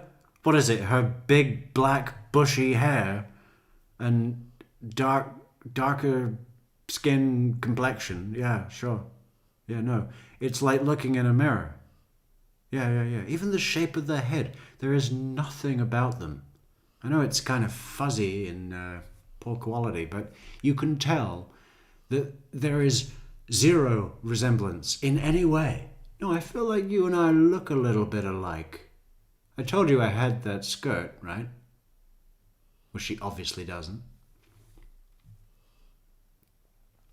I tell you, any woman listening to this, the next time somebody else comes up to you, another woman, and says, I have that skirt, pointing down at the one you're wearing,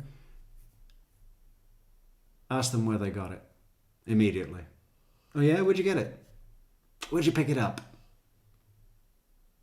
Oh, you got it on sale at, where was it again? Test. Always test.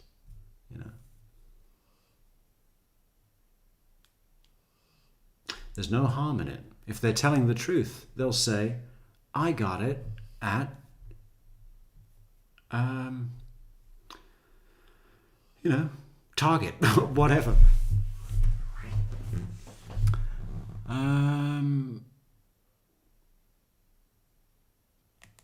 And then you immediately know they're telling the truth. Because you actually do have that skirt and you know where you bought it. But if they go, I got it, actually, no, it was a friend. A friend gave it to me. No, actually, a friend. I was with a friend at Goodwill, and we found it at Goodwill. Got a sweet deal. Don't know the original label.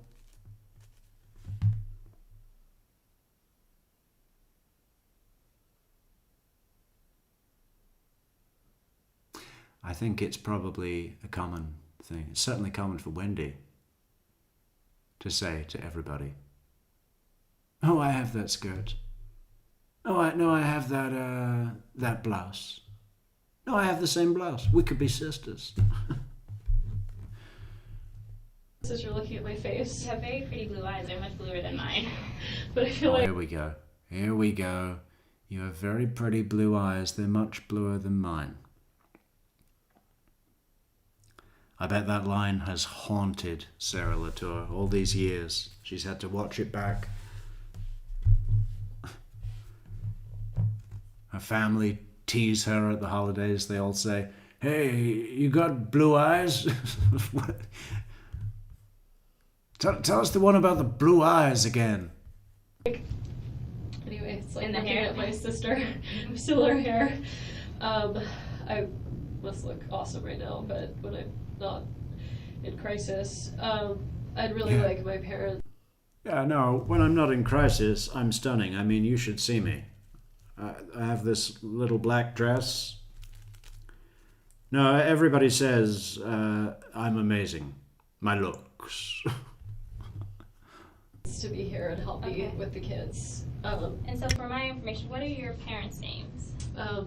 I feel like I should be the one to tell them. No, I don't want. I'm not going to go tell them. I'm just more of, as Who's you know, with this me? time goes on, right? When you're referring to people, I want to know who you're Sure. talking about. My parents' names are Donna and Harvey Adelson. And did you say they were in Florida? They are. They're splitting. They're sort of in the process of retiring. Okay. I mean, semi. So they work together. They're super happy and in love. 40 plus years in, so they like live in Coral Springs for part of the week and then in Miami for part of the week. So today is Friday and they're in Miami. Okay, so is Miami like their weekend home then for them? Or? My brother Charlie got this place for them to sort of have them try living in Miami. So sometimes on the weekends they all hang out together. So they'll be there.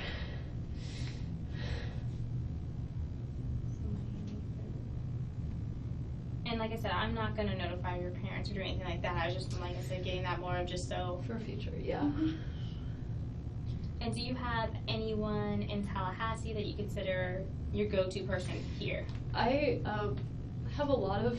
I'm not saying this to be bragging. Yeah. I have like a number of people that you I have feel, a good network. I do. The person who feels most like family is my friend Lynn. Lynn? Okay. She's just a bit older than me, and I'm very close with her family. She has 4 kids, and I'm kind of like an aunt to the twin girls. Yeah. So she's already well established Lynn Grossman's role as what, a kind of surrogate mother or something? A little older, a little wiser. Wendy positions her as a daughter of sorts, herself as a daughter of sorts, aunt to the daughters. Feels like family, blah, blah, blah, blah, blah, blah, blah. Does she? I mean, in what way?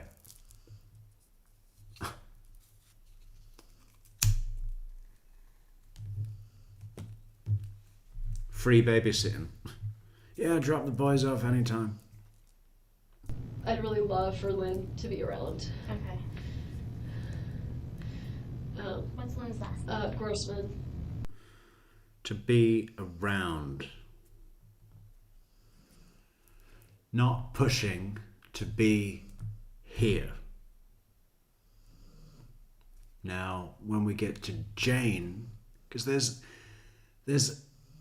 actually a bit of hoo-ha about whether Jane or Lynn is going to pick up the boys and who's going to come to the police station.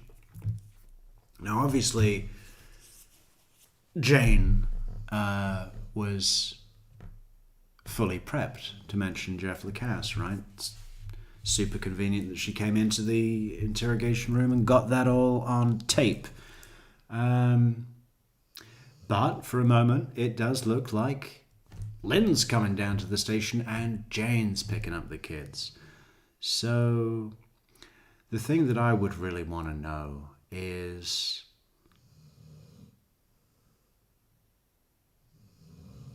did Wendy have the same conversation with Lynn Grossman about jealous Jeff in Gainesville?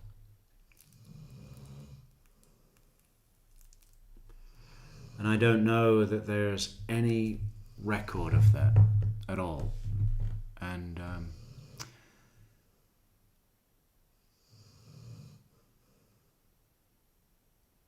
it's interesting, isn't it? Because some of the key players that were around this day, the characters that played roles on this day, Jane's one of them, Lynn is one of them. So many are going on at once, right? But Soap,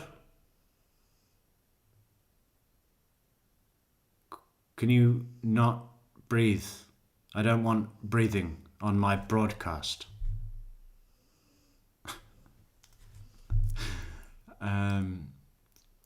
So distracting.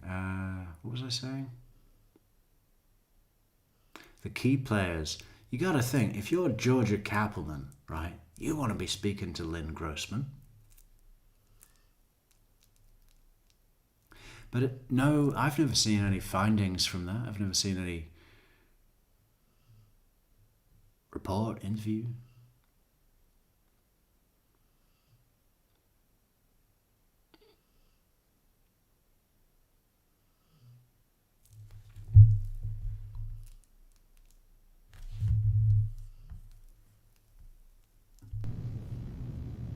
SSMAN? Yeah.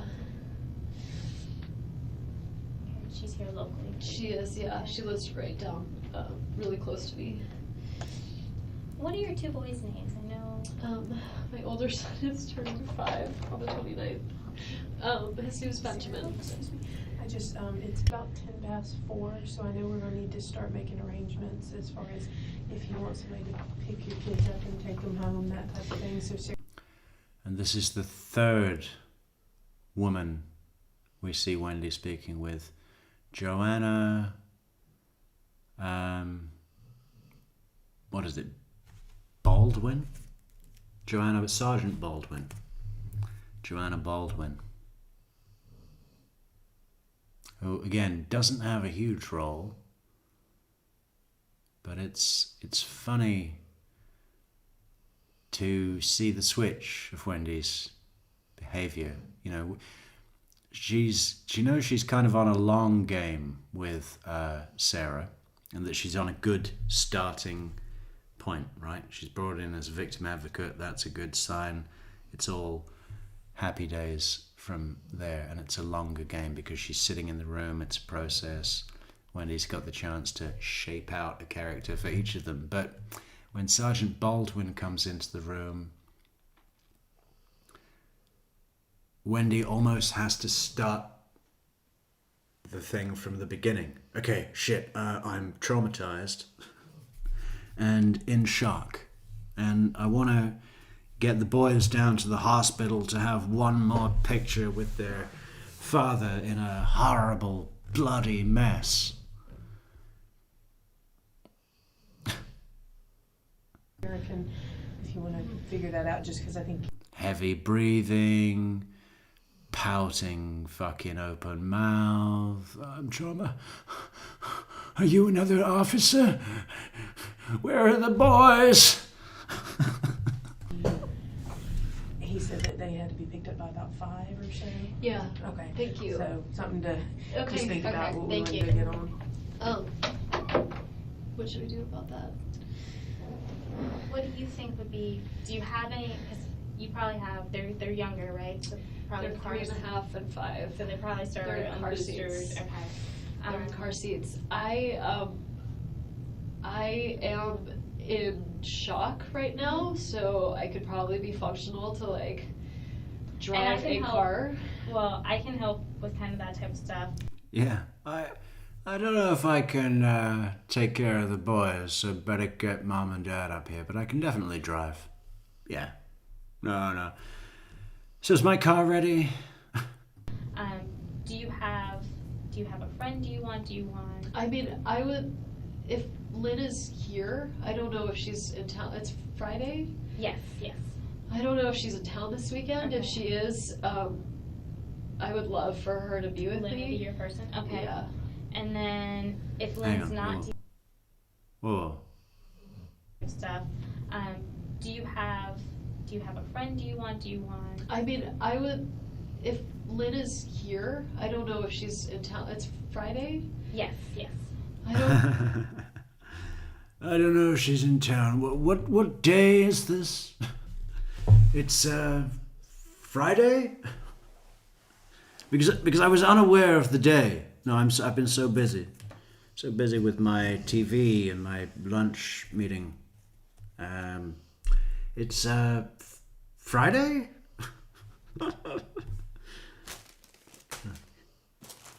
Because I wasn't keeping track of the days, just, you know. Yeah, I know I asked Jeff outside yoga. I said, hey, Jeff, are you still leaving town Friday morning, 11 o'clock? But what day is it today? Oh, this is Friday. Okay, so Friday. Yeah, I don't know if Lynn's in town. Because, there's nothing special or meaningful or planned about this day. So if she's in town, if we can find her in town, I'd love her to come. Hi, Lynn. Yeah, it's Wendy. Oh, you are in town. Good. Listen, I'm in trauma, and you need to be a mother to me until my real-life mother gets here. Okay. No. You pick up the boys. I'm having Jane come over now to paint Jeff's name on the wall. I don't know if she's in town this weekend. If she is, I would love for her to be with Lynn me. would be your person? Okay. Yeah. And then Boom! Spacey Dove just got home from dinner. Nice. What'd you have? Something with potatoes.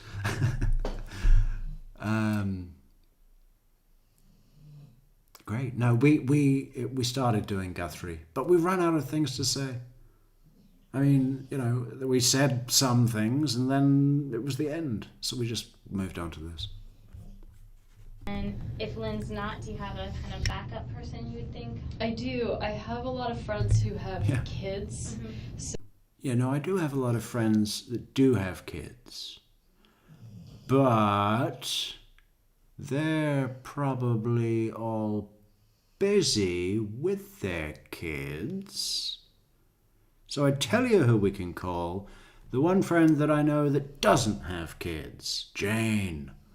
Yeah, let's get Jane, who's not busy with her kids, down here. And because Jane doesn't have kids, let's not send her to get the kids. Let's send Lynn Grossman to get the kids because she's got kids, right? And she's got a TV for kids to watch while they're waiting. It's perfect. You see? Another thing. Wendy's things always have double clever elements to them.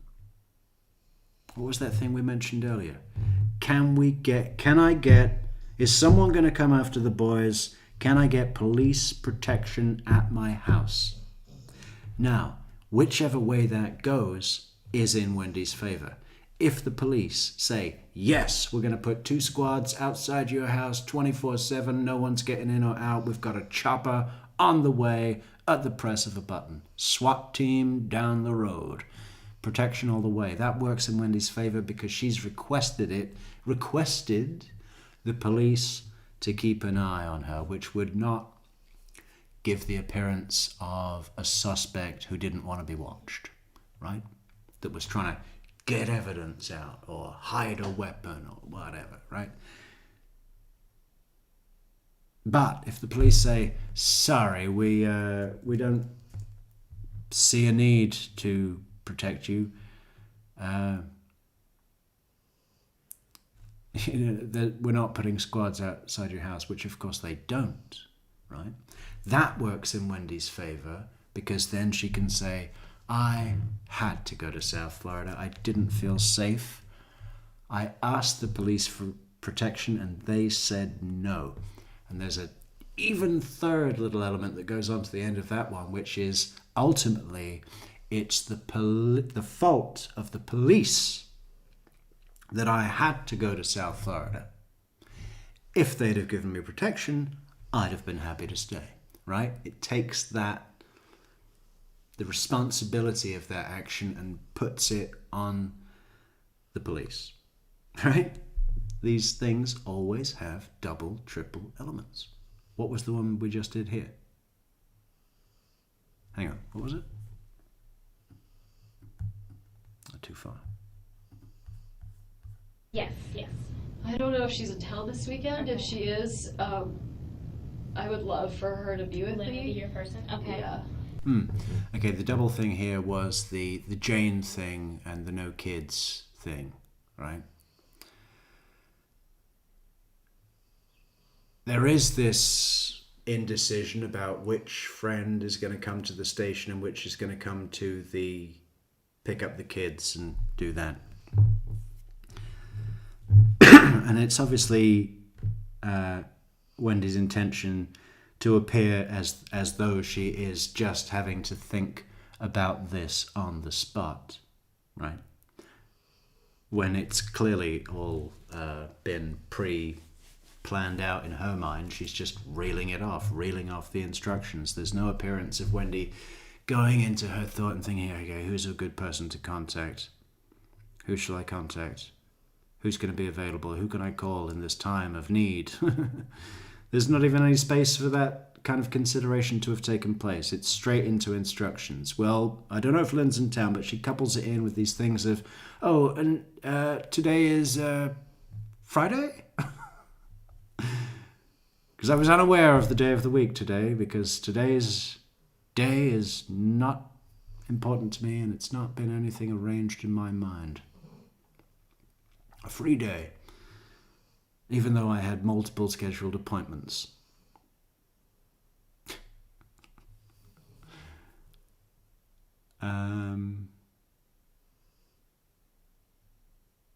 She's got a valid reason. She's got a reason that makes sense why Jane would be appropriate to pick up the kid. Why Lynn would be the appropriate person to pick up the kids, because she has kids and also has a TV which kids love to watch. And Jane doesn't have kids, so shouldn't go and pick up the kids. And she'll come down to the station because she'll also not be busy with her kids, right? Like all my other friends. So there's a very makes sense reason to get Jane down here. Now, obviously, the real reason is that Jane has been fully prepped.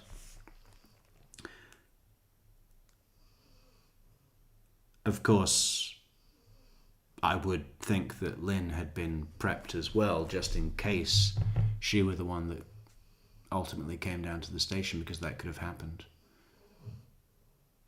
But I think Wendy's primary choice is Jane. She's clearly the more sycophant, even though we never get a glimpse of Lynn Grossman.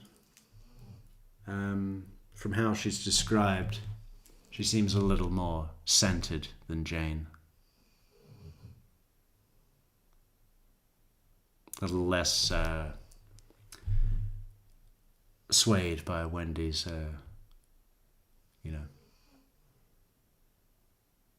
manipulations. And then if Lynn's not, do you have a kind of backup person you would think? I do. I have a lot of friends who have kids, so they have their own responsibilities. Yeah, so it can't be any of those. Yeah. No, I have a lot of friends who have kids. And you know what she's doing right here? She's not going, God, who could we get? Because I have a lot of friends, but the problem is that they've got kids. They're going to have responsibilities, and I can't ask them to come and deal with this when they've got their own kids. What she's in her delivery and appearance of demeanor of how she's putting this information across, it comes across to me as someone who is justifying the reasons why Jane is a primary good person to come down to the station. It's an excuse. It's like, listen, I do have a lot of friends that have kids, so they've got their own responsibilities, but I've got this other friend called Jane, no kids.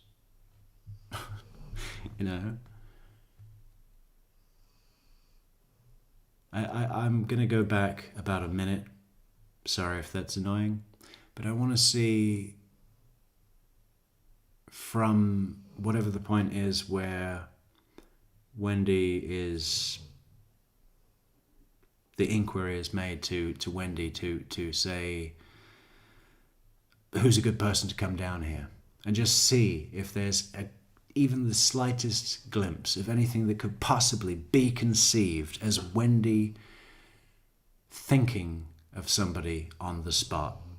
Or does it all just come across as reeling off a prearranged plan and justifying why your selection of who should come down to the station is the only one to follow?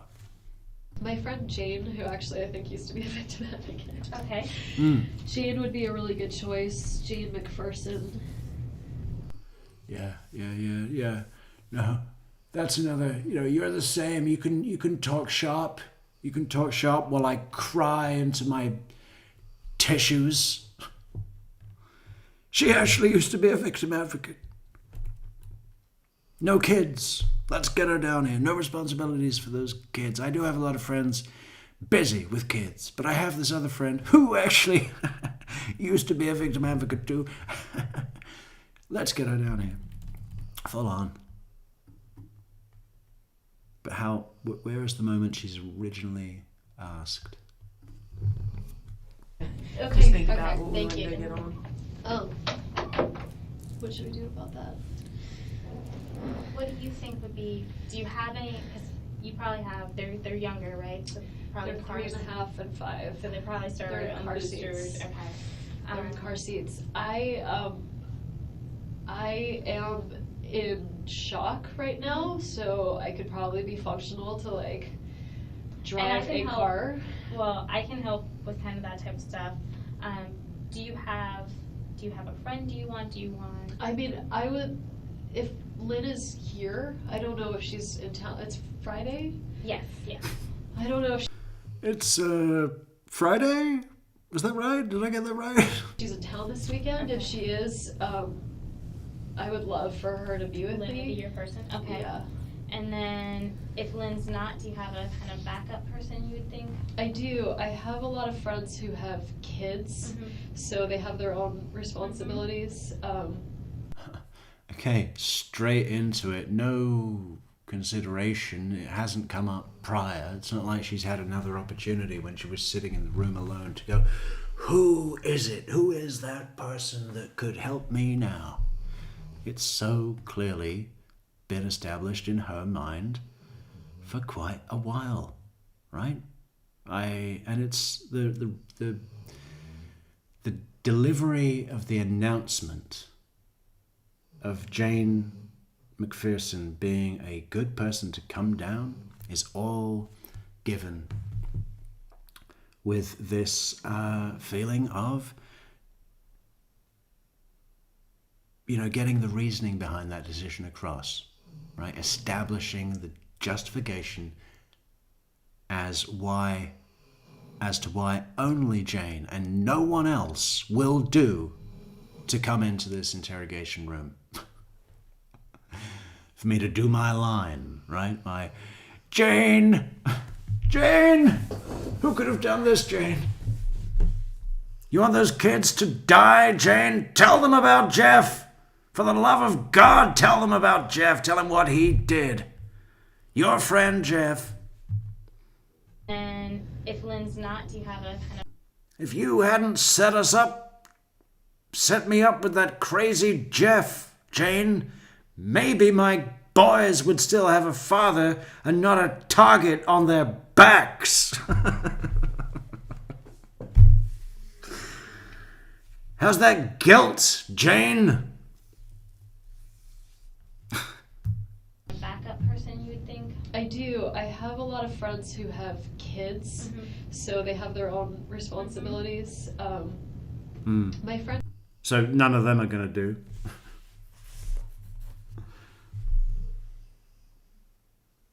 Jane, who actually I think used to be a victim advocate. Okay. Jane would be a really good choice. Jane McPherson.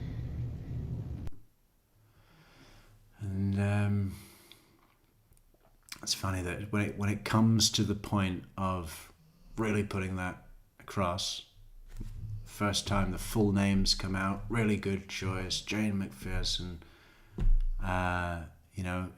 Head down, slumped body, detached from,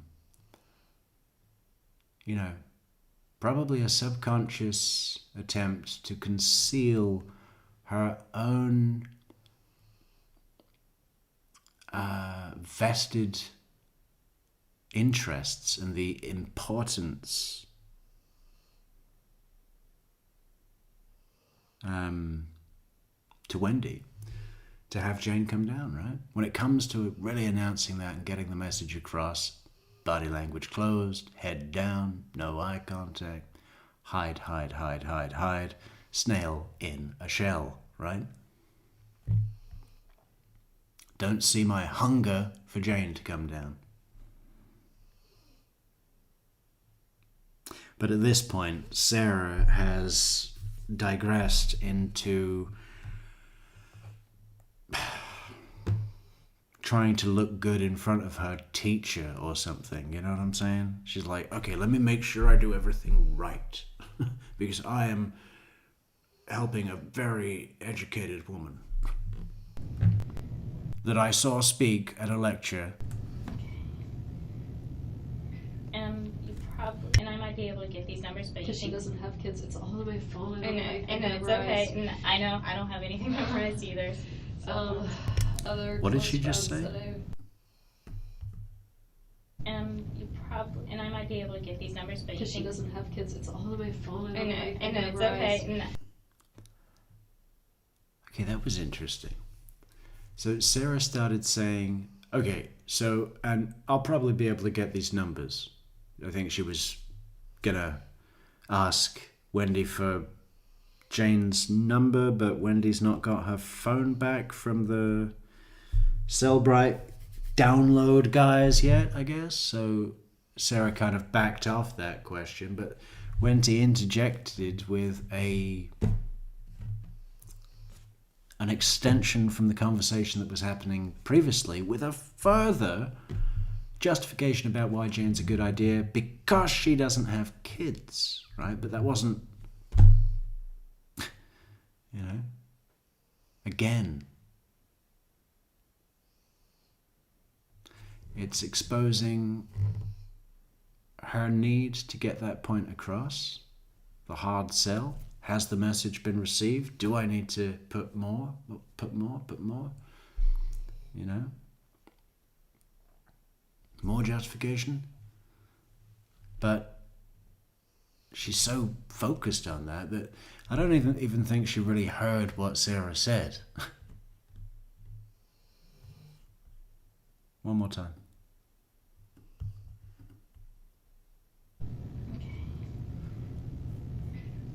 You probably, and I might be able to get these numbers, but Because she doesn't have kids, it's all on my phone. I know, it's okay. And I know, I don't have anything memorized either. Other close friends that I would have be with me right now. I have this really close friend whose husband died last year, who has a kid, and we spend a lot of time together, so she'd understand, but I don't want to do that to her. Okay. Whoa. Well, and I think... Hang on. A little lost.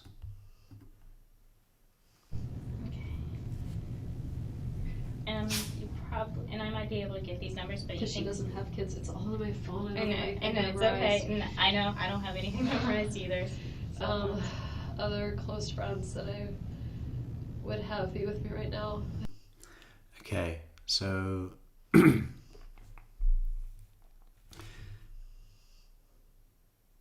Sarah asked about the number. Wendy went, threw in this extra little bit of justification because she doesn't have kids, and then back to the trying to think of another person, just for credibility, just to make it look like that she didn't come in here and say, "I want Jane." Let me think. What does she say here? This is a strange thing. It's something about a friend who's... She'll tell us. I have this really close friend whose husband died last year, who has a kid, and we spend a lot of time together, so she'd understand, but I don't want to do that to her. Okay. How did he die? Did he get shot in the face? Because, if he died of, normal thing, I don't know that it's really in the same realm. I have this friend whose husband died last year who has a kid and I spend a lot of time with. So she'd understand, but I don't want to do that to her. Do what? Well, and I think maybe between Lynn and Jane, hopefully maybe one we of can them. get- okay. Oh, Jane might be traveling. It's just summer, people are traveling. Yeah. So Wendy's little thing there about the other option was like, yeah, no, there is an option, but I don't want to do that to her. And then she's wanting Sarah to come back and say, no, it's fine. I'll find Jane's number. We're the police. We can do that. Again, so that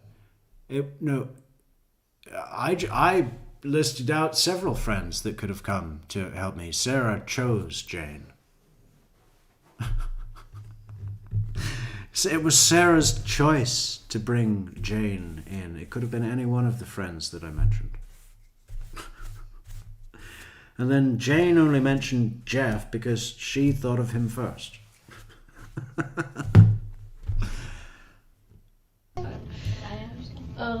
Who else might be here? What do you think Lynn and Jane would be kind of a good start? Yeah. What I'm gonna do, I'm gonna go check and see how long on your phone. So that way we can kind of start working on those things. Okay. Some things for you to think about when you meet your boys. And I'm sorry, it's really hard. I just don't know how I'm gonna tell them that. Well, you know your boys better than everyone else does, right? Right now, they were expecting, I don't know if Danny told them or not, the plan was he was going to take them swimming this afternoon, which is sort of out of the ordinary. Okay. Normally, I would just pick him up, but I think he's leaving town for the weekend. I just think he wanted extra time with the kids. So he was going to take them to Truesdale and bring them to my house. So sometimes plans change. Right. Like, sometimes his flights are delayed from New York, and the kids say, I thought they call him Abba. Yeah, no, it's good. It's good for the boys to get used to that at a young age. Sometimes plans change. Some things are beyond your control, and plans change. Sometimes you're going swimming with Dad, but then Dad gets his chin blown off. No swimming.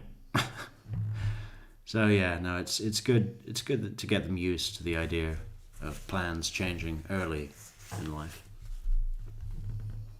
Sometimes plans change. Which means father in Hebrew. They'd say, I thought this was an Abba day. What are you doing here? Okay. And I'd say, well, Abba's flight was late, so it's going to be a mommy day for a little while. So. And you don't have to fucking be a psychologist to know how much of a dramatic, narcissistic injury was caused when Wendy was asked by her sons, "What are you doing here? I thought it was an Arbor Day." Let me guess, we're going for sushi with one of your men.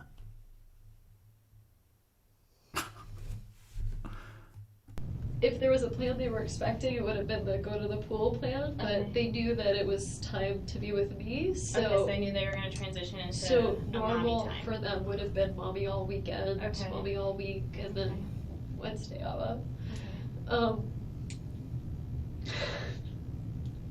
What you were saying. So for them, this is what they expect. Is I think for me to come pick them up, it's very normal. Okay. I don't know if I can drive a car right now. And that's why we're going to try to see some friends, kind of try to work out what options we can to help. Also, my friend Jane has a driving license, so she could drive me if she were here. Is she coming? Did it tell you she doesn't have any kids? So you might not have to do that, okay? Okay. So let me go check on your phone. Okay.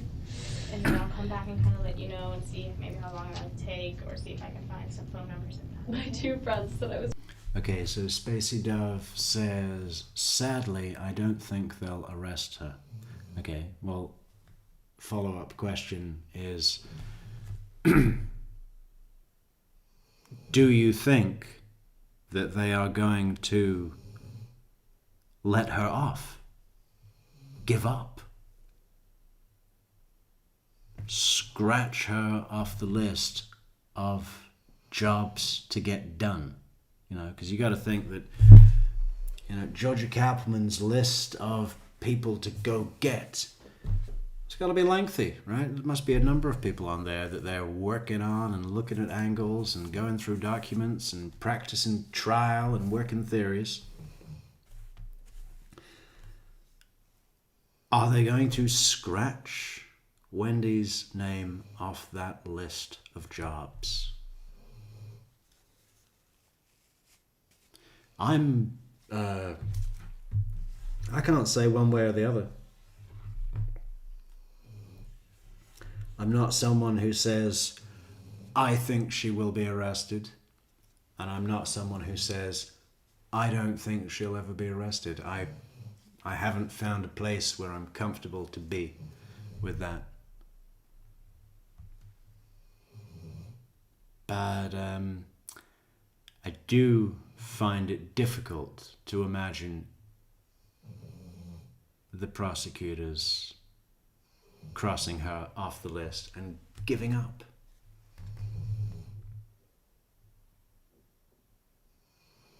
So I don't think that'll happen.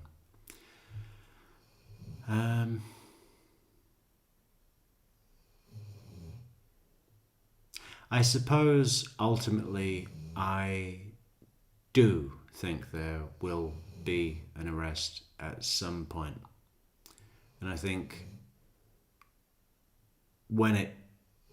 if or when it does, the reasons for the delay will perhaps become clear.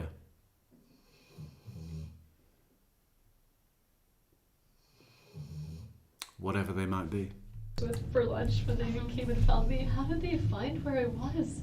I have no Also, idea. I mean, did they just search for my car? Like, I am just amazed. I was eating with two girlfriends. They're both psychiatrists. Okay. So they'd probably be good people to talk to. Okay. One of them is a child psychiatrist, so I just so feel she like might be a good person to talk to, especially about how to talk to the boys.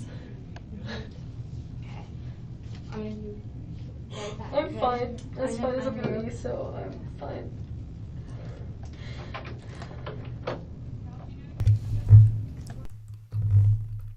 Okay, so what's the thinking behind that then?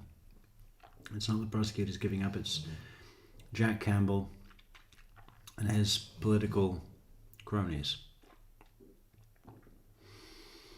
So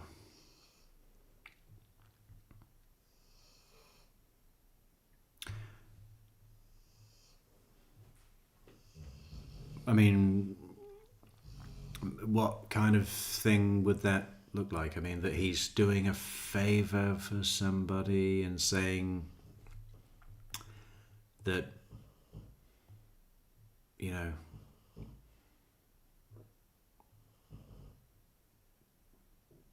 I don't know.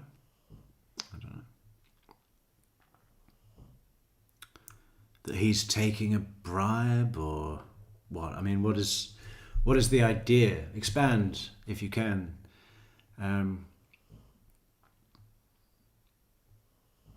To me, Jack Campbell just looks like a fucking moron. I mean, I don't believe his elected position hinges on any genuine, you know, what do you call it? Platform, election platform, campaign platform that he works on. He has no reputation as anything other than someone that's quite laughably bad at their job. So, you know, he doesn't really seem motivated by public pressure because of his so-called elected position.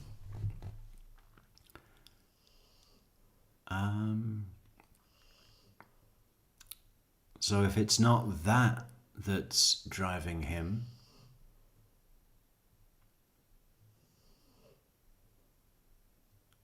what is? Could his position be secured by somebody up the food chain that is in their own state of jeopardy should Wendy be arrested? And that could be something very minor. That could be something like Wendy having, you know, fuck sessions with some high court judge that holds the strings of Campbell's position.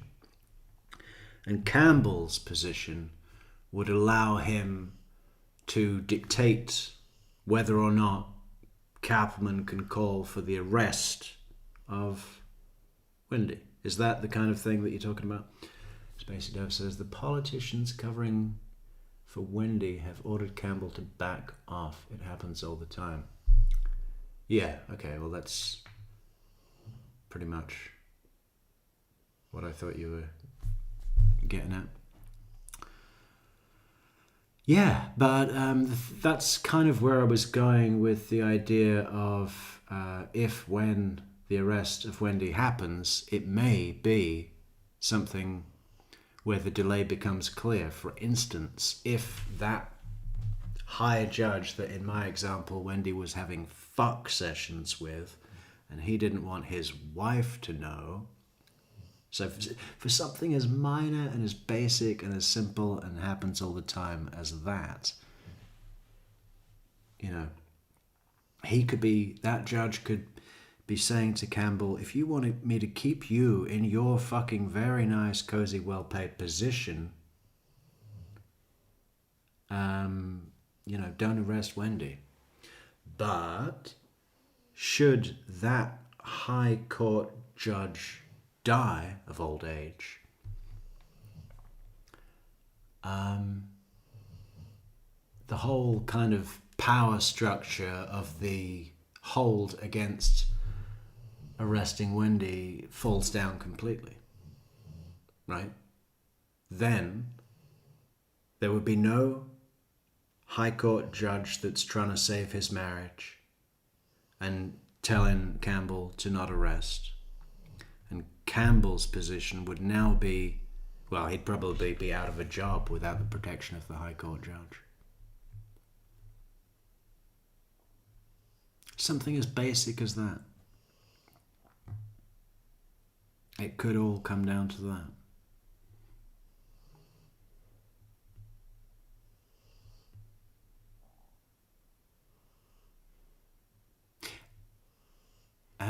Yeah.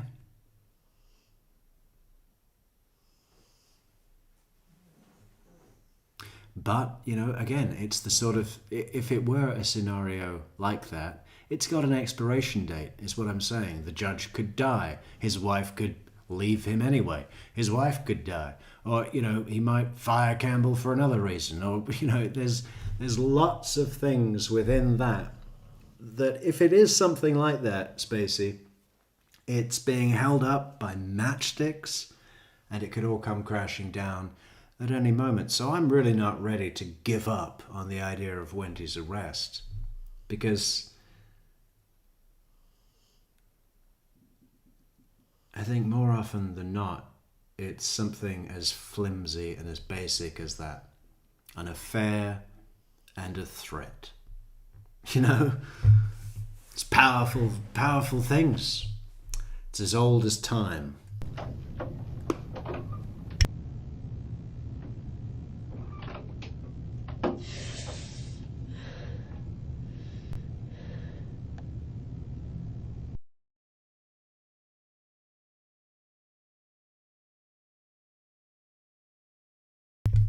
Oh, who's next?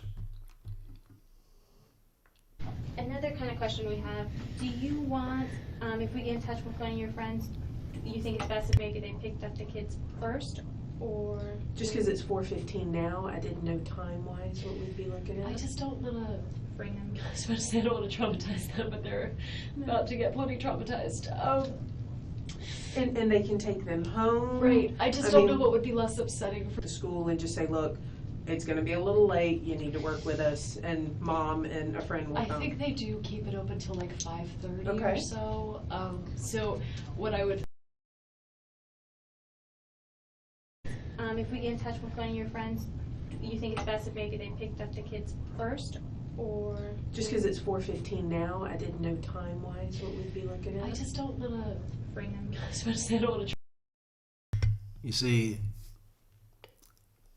so at the moment, the police are thinking, we'll get in touch with one of her friends. And we'll either send the friend to the school to pick up the kids because it's 4:20 now,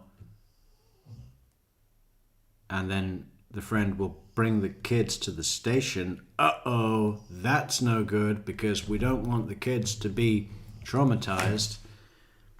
and be brought to a police station, they'll think they're under arrest. You know. So it's the perfect thing for no.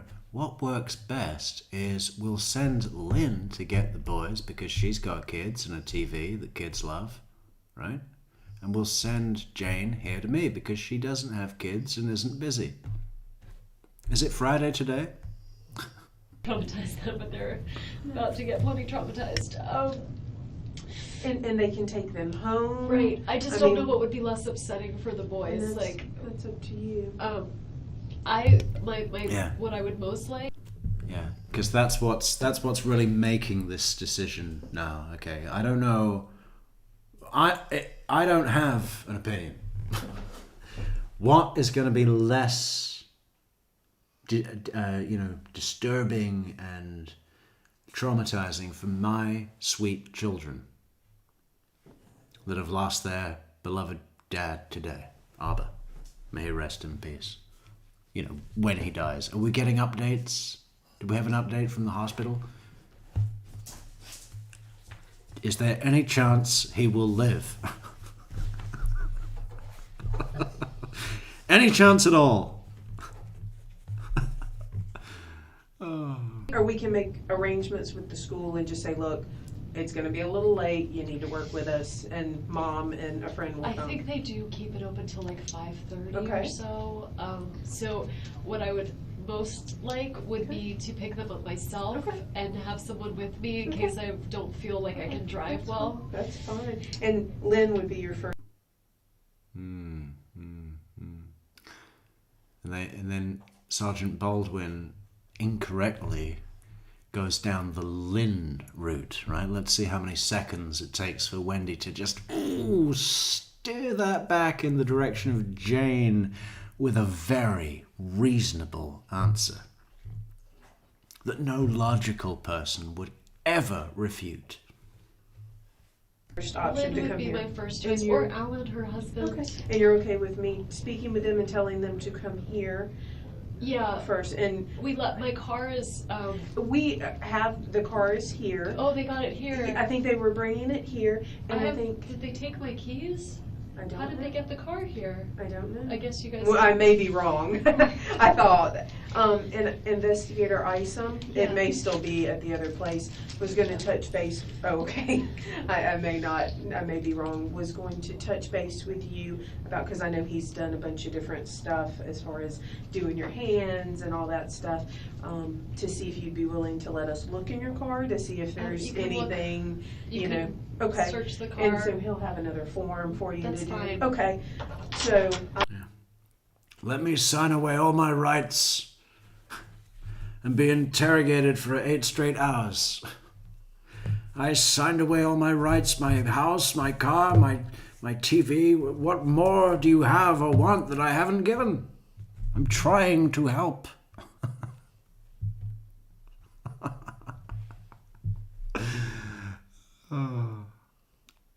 What did she say to Sarah at the beginning? She said, I do my best when helping others, so why don't you tell me how to help you? Who have you helped this week? No, list them out. I want to count them. I will call them, and the question is, I will not tell them what's going on until they get here. I would tell them. Okay. What's the question for Wendy that we came up with? It was brilliant. Wendy, the question is, who would you be if you hadn't been taught to be who you are? Find the answer to that, Wendy. Let us know in the comments. I just didn't know them driving. Are they good friends with him as well? They've been mutual friends, but they're more my friends. Okay. I mean, I think everyone's gonna be devastated. Sure. to hear And maybe about I'll this, just but- say that you're up here, you're fine, but they need to come pick you up. They're more mutual friends, but they're more my friends. The Team Wendy. Not that that's a thing, but it definitely is. It actually is.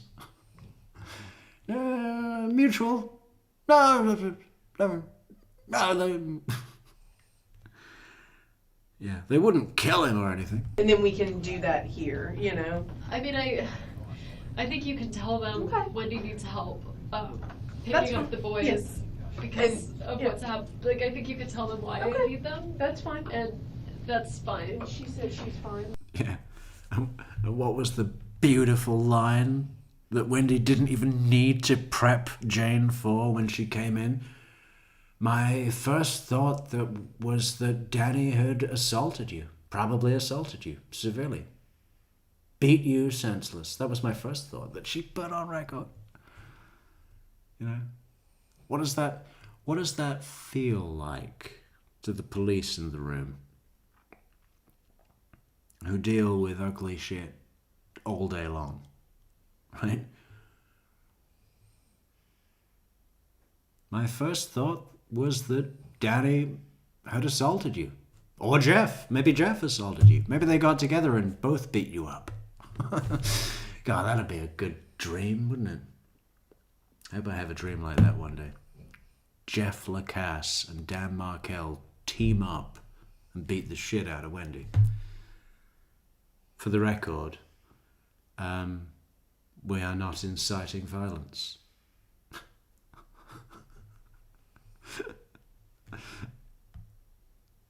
Are we? Is anyone getting that impression from this broadcast? The van, search of the van and stuff when, you know, because we were talking about that.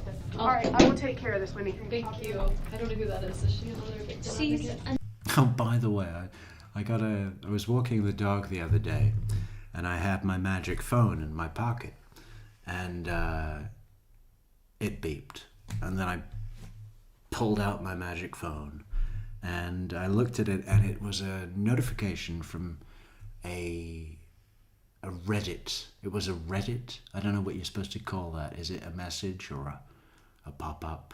Or I don't know. It was a Reddit, and the Reddit said, Laura's letter worked. Metrics took down.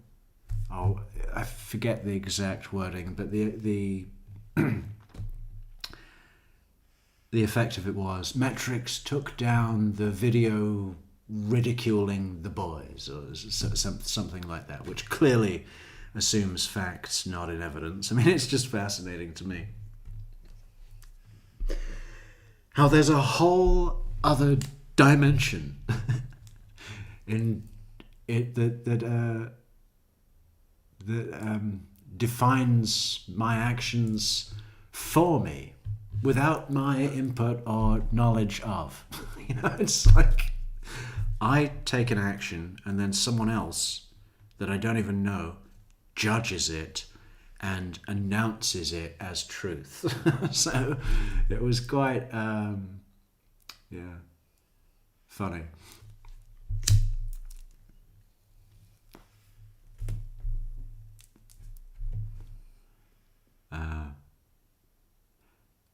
That's all I wanted to say about it, really. I haven't checked since I saw it pop up. I mean, maybe I should. Maybe there's a whole thread of new truth about my actions. And the assumed intent behind any of them. Because as you all know, those are best defined by people other than me. She's a sergeant with us. Okay. That was very gendered of me. Sorry. That was what? No, you're okay. She's a victim advocate because she's a woman. No. You're speaking to a man who would lick barbecue sauce off of his own dog. If he needed some in a pinch, he wouldn't think twice. If he went to the cupboard, stack of ribs in hand, looking for the barbecue sauce, and his wife says, we're all out, and the store closes early. It's Sunday. But just earlier there was an accident where some barbecue sauce got on the dog. He's rubbing the ribs on the dog. There's no question. He doesn't care about the gender argument, is my point to that. right? Oh, that was very gendered of me. Looking like she's about to get in trouble from the, headmaster. What do you call it? The principal. The principal.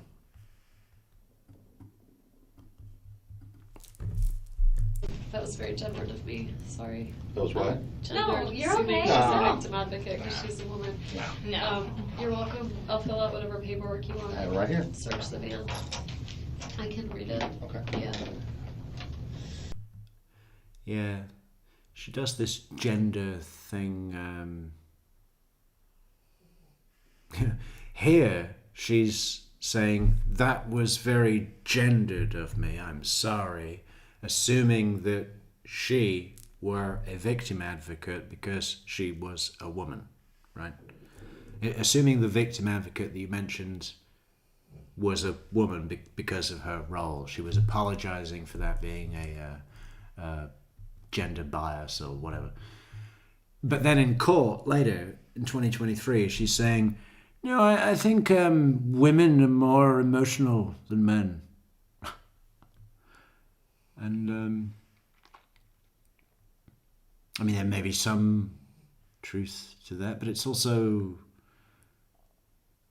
it's not a clear line, is it? There's men that fucking cry over anything, and there's women that will watch you bleed to death happily. Right? No emotion. So yeah, times change.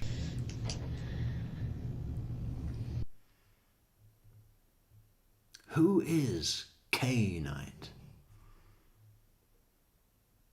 Or KK Knight?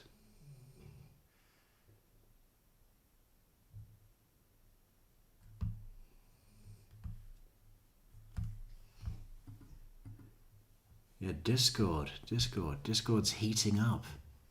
I saw the general section. There were new comments in it that I hadn't read, but I still haven't read. But I will. And then I'll write some.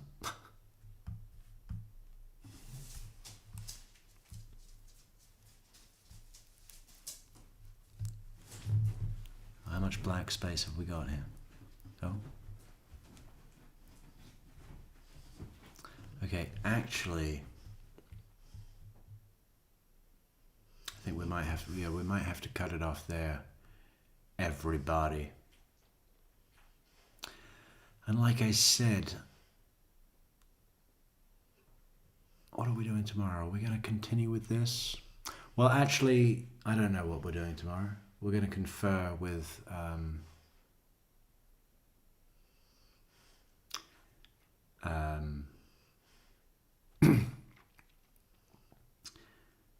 everybody and see what we're doing tomorrow.